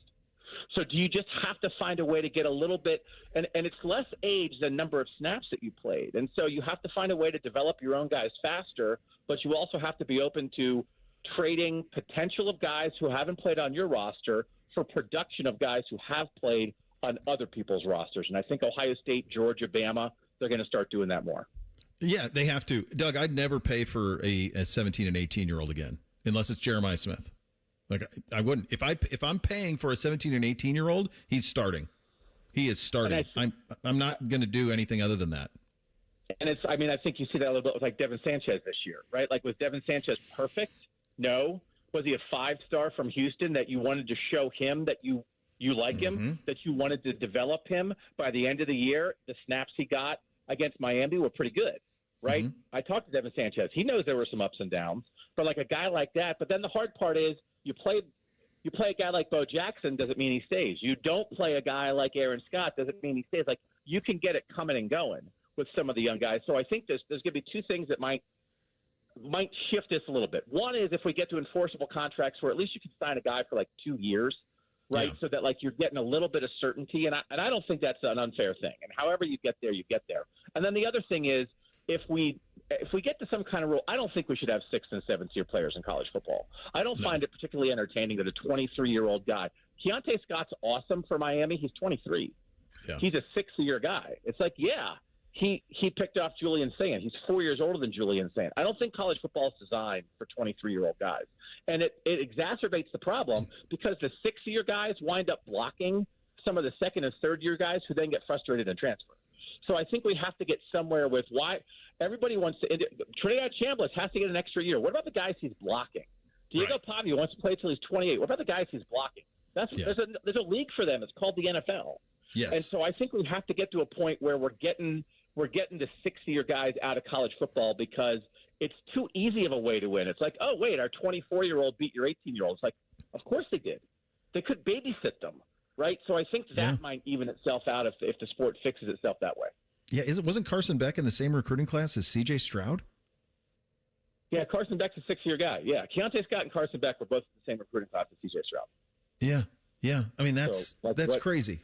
What are we doing? Congratulations, but also is that what we're supposed to be doing, right? And that's not a shot at Miami. They're doing what you're supposed to do. But does that mean Ohio State's supposed to give up on high school recruiting and plan to get 6th-year transfers? Like Keontae Scott and Carson Beck beat Ohio State. Does that mean Ohio State wants to be Miami? Right? I don't know. But Carson Beck made some plays that Julian Sand didn't. Yeah. Right? Well, why did he make it? Is Carson Beck better than Julian Sand? No, he's not more talented. He's 4 years older. Yep. He has 1,800 more college snaps. So then, like, what are you aiming for? So congratulations to Miami. And it's cool the playing field has been leveled. I'm not sure we want it leveled, but with 23 and 24-year-olds. Yeah, and I've said this week. I don't think Ohio State will ever have another redshirt freshman or freshman quarterback. Like Sam Levitt's available. I know what he is. Like you, it's just hard because the first year is hard. There's a payoff in year 2. Like, what's year 2 Julian Sand going to look like? It's hard. But you look at Fernando Mendoza, but then you can also look at guys that miss, right? And not every transfer portal guy. But you look at the crop of young quarterbacks that were supposed to be great this year. DJ Lagway, right? Like there's it's not just so you end up if you can have someone else take your lumps and you get the finished product, it can be super attractive. But on the other hand, all Ryan Day wants is year 2, year 3 of his quarterbacks to really get to know him. So then the idea is Julian Sand has to leap next year. And I don't know how much you've talked about it, and I missed being on last week because I was flying. I didn't think Julian Sand played well. Like, Bill and I rewatched it for we did a full rewatch on the Bill and Doug show. We thought he played about a C- game. And that Carson Beck is not as good as Julian Sand, but he made a couple plays with his legs. He stayed in the pocket, made a couple throws. I thought he played young, and you understand it. but he didn't elevate in the postseason, and that's going to stick with him. But, like, I don't know what else you're supposed to do. I don't know for sure that it's just like, let's get one-year portal guys every single year. I don't know. It's a bind. It is. And it's in because the best example of it is happening tonight. Absolutely. Cignetti. I mean, this is the most remarkable thing, as far as I'm concerned, in the history of college athletics, what he's done. I mean, it's nuts what he's done. He made the best program, he made the worst program, the best program in 2 years. In 2 years. I mean, it's hard also. He might be the best college football coach we've seen in 50 years. You know, like, I don't, right? I mean, outside of Saban, right? Like, I don't, like, it's also, you want to replicate that. Also, that guy might have the special sauce. So you can chase something, right? I mean, I believe it. I've said I think they're the new Clemson. I don't think they're going anywhere. I think this is going to be a 5, 7, 10-year run, right? I don't think they have to vanish into the night. But does that mean Ohio State should try to emulate everything Curt Cignetti does? I would say no, but also this year, the top 30 players, the 30 guys that mattered for Indiana, 12 of them were portal adds this offseason. Ohio State, it was 4. Georgia, it was 2. Bama, it was 3. Ole Miss, it was 17. So, like, I don't think you have to get to a third of your roster as offseason portal adds, but you probably got to have more than 4. Yeah. Oregon had 9. So I think you can see this with some of the stuff Ohio State's doing in the portal. I think you're seeing a little more portal aggression. I think you're seeing a shift. I don't think Ohio State should do exactly what Indiana does and give up on the high school stuff in favor of all portal all the time. You know why Indiana does it, but Ohio State should slide, and I think is sliding more that way, but not quite as far.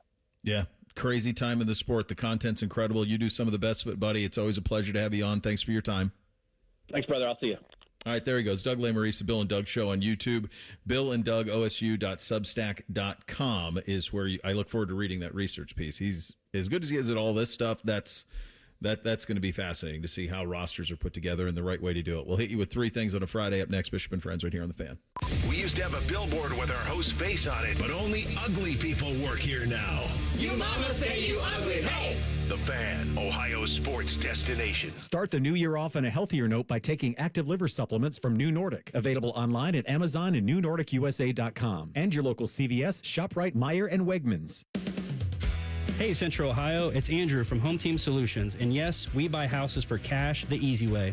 We've been buying houses for over 20 years and we've seen it all. Whether you've inherited a property, you're behind on payments, the house needs work, or just want to avoid the hassle of listing, we've got you covered. No repairs, no clean out, no stress, just a fair cash offer and you pick the closing date.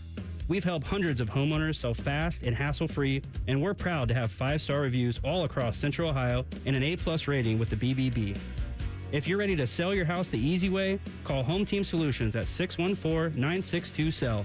That's 614-962-7355, or visit us online at selltohometeam.com. Home Team Solutions, local, trusted, and family-owned. Again, that's 614-962-SELL. 614-962-7355 or selltohometeam.com. We are the keepers of the wild, America's original and most invested conservationists. For more than 80 years, we've been committed to conserving wildlife and the natural landscapes that define our nation. From rugged alpine ridgelines to peaceful tall grass prairies, we've supported the conservation of more than 36 million acres of American wildlands. Our funding has led to cleaner water, fresher air, and improved wildlife habitat. From abundant fish and waterfowl populations to robust deer and elk herds, nothing is more important than maintaining wild spaces for adventurers to explore and wildlife to thrive. We are America's hunters and target shooters, stewards of the American outdoors. America's hunters and target shooters, along with firearm, ammunition, and archery manufacturers, have invested more than $46 billion to help state fish and wildlife agencies manage and protect wildlife and wildlands across America. For more information, visit outdoorstewards.org. Hey, everybody, this is Jeremy Birmingham Berm from the Austin and Berm Show on 97.1 The Fan. I wanted to give you guys a little update on my Awaken 180 weight loss journey. I started this plan a little bit before the new year started, and not because I'm extra disciplined or heroic or anything like that. I just got tired of waiting for the perfect time to make a change with my own life. And now here we are, second week of January, and I'm already down more than 20 pounds. 20. While most people are still figuring out if they're actually going to start their resolution, I've got 3 weeks of progress quite literally under my belt. But here's the thing. It's not too late for you either. You could start today and still be down 20 pounds by the end of January with results like mine. That is what happens when you have a real plan. Awaken 180 gives you structure, coaching, and actual support, not just motivation that fades by week 2. So if weight loss is your goal and you haven't started yet or have already given up, there's no judgment here. Just don't wait another week, because a few weeks from now, you could be saying what I'm saying. This is already working. Awaken180weightloss.com.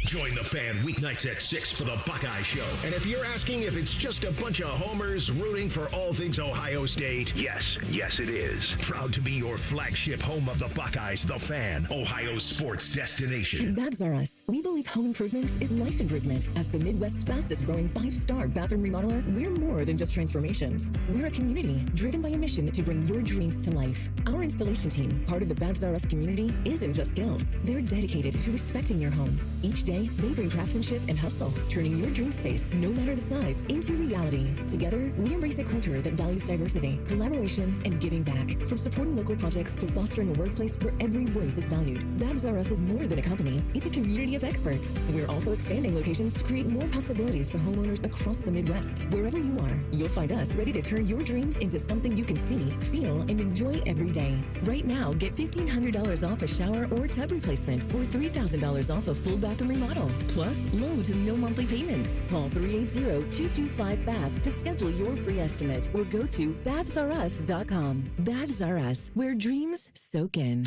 All your favorite fan shows are available when you want them. Head to 971thefan.com and hit that subscribe button. The Fan, Ohio sports destination. The uncle you never knew you had. The friends you kind of wish you didn't. This is Bishop and Friends. Hi, Reese. What do we have in the poll today? Daily Fan Poll asks, who's your pick to win tonight's Peach Bowl semifinal and advance to play Miami in Miami for the national championship? 76% of respondents say Indiana is going to beat Oregon tonight at 7:30. I'm with the 76. Where Same. are you guys? Yeah, they won by 10 when they played in Eugene, and I think Indiana's just only gotten better. I mean, I think Oregon's gotten healthier. Sure. But I'm almost hesitant to say this, but I'm like, Kurt Signetti's 2 wins away from becoming like the final boss in college football. Well, he walks a little bit like Vince McMahon, too. Got a little bit of that in him. I think it is Indiana tonight, too. I know it's hard to beat a team twice in 1 year, but they beat Oregon by 10 in Eugene, and that's a tough place to play. And I just think they've got a swagger. They have a belief that comes from him that I just think permeates that whole team. And I think they believe they're winning this all. I think they believe they're the best team, and they probably are. Yeah, they are. I think they are the best team. I think it would take a lot for them to lose tonight and a lot for them to lose next week against Miami. Miami's got a puncher's chance if they can get healthy against them. What is the number tonight? I haven't even looked. So it's still Indiana minus 3.5.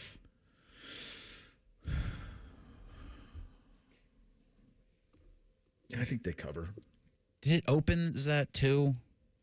I did see that that Indiana Miami would be like 7.5. Yeah, Hard Rock Casino says Indiana would be a 5.5 point favorite over Miami. Oregon would be a 2.5 point favorite over the Canes. Yeah, I'm rooting for Oregon just because I just can't with Indiana. But at the same time, like if he pulls this off and he goes 16-0 at Indiana in his second year with the program, and his only 2 losses are against Ohio State here and at Notre Dame, that's Pantheon stuff.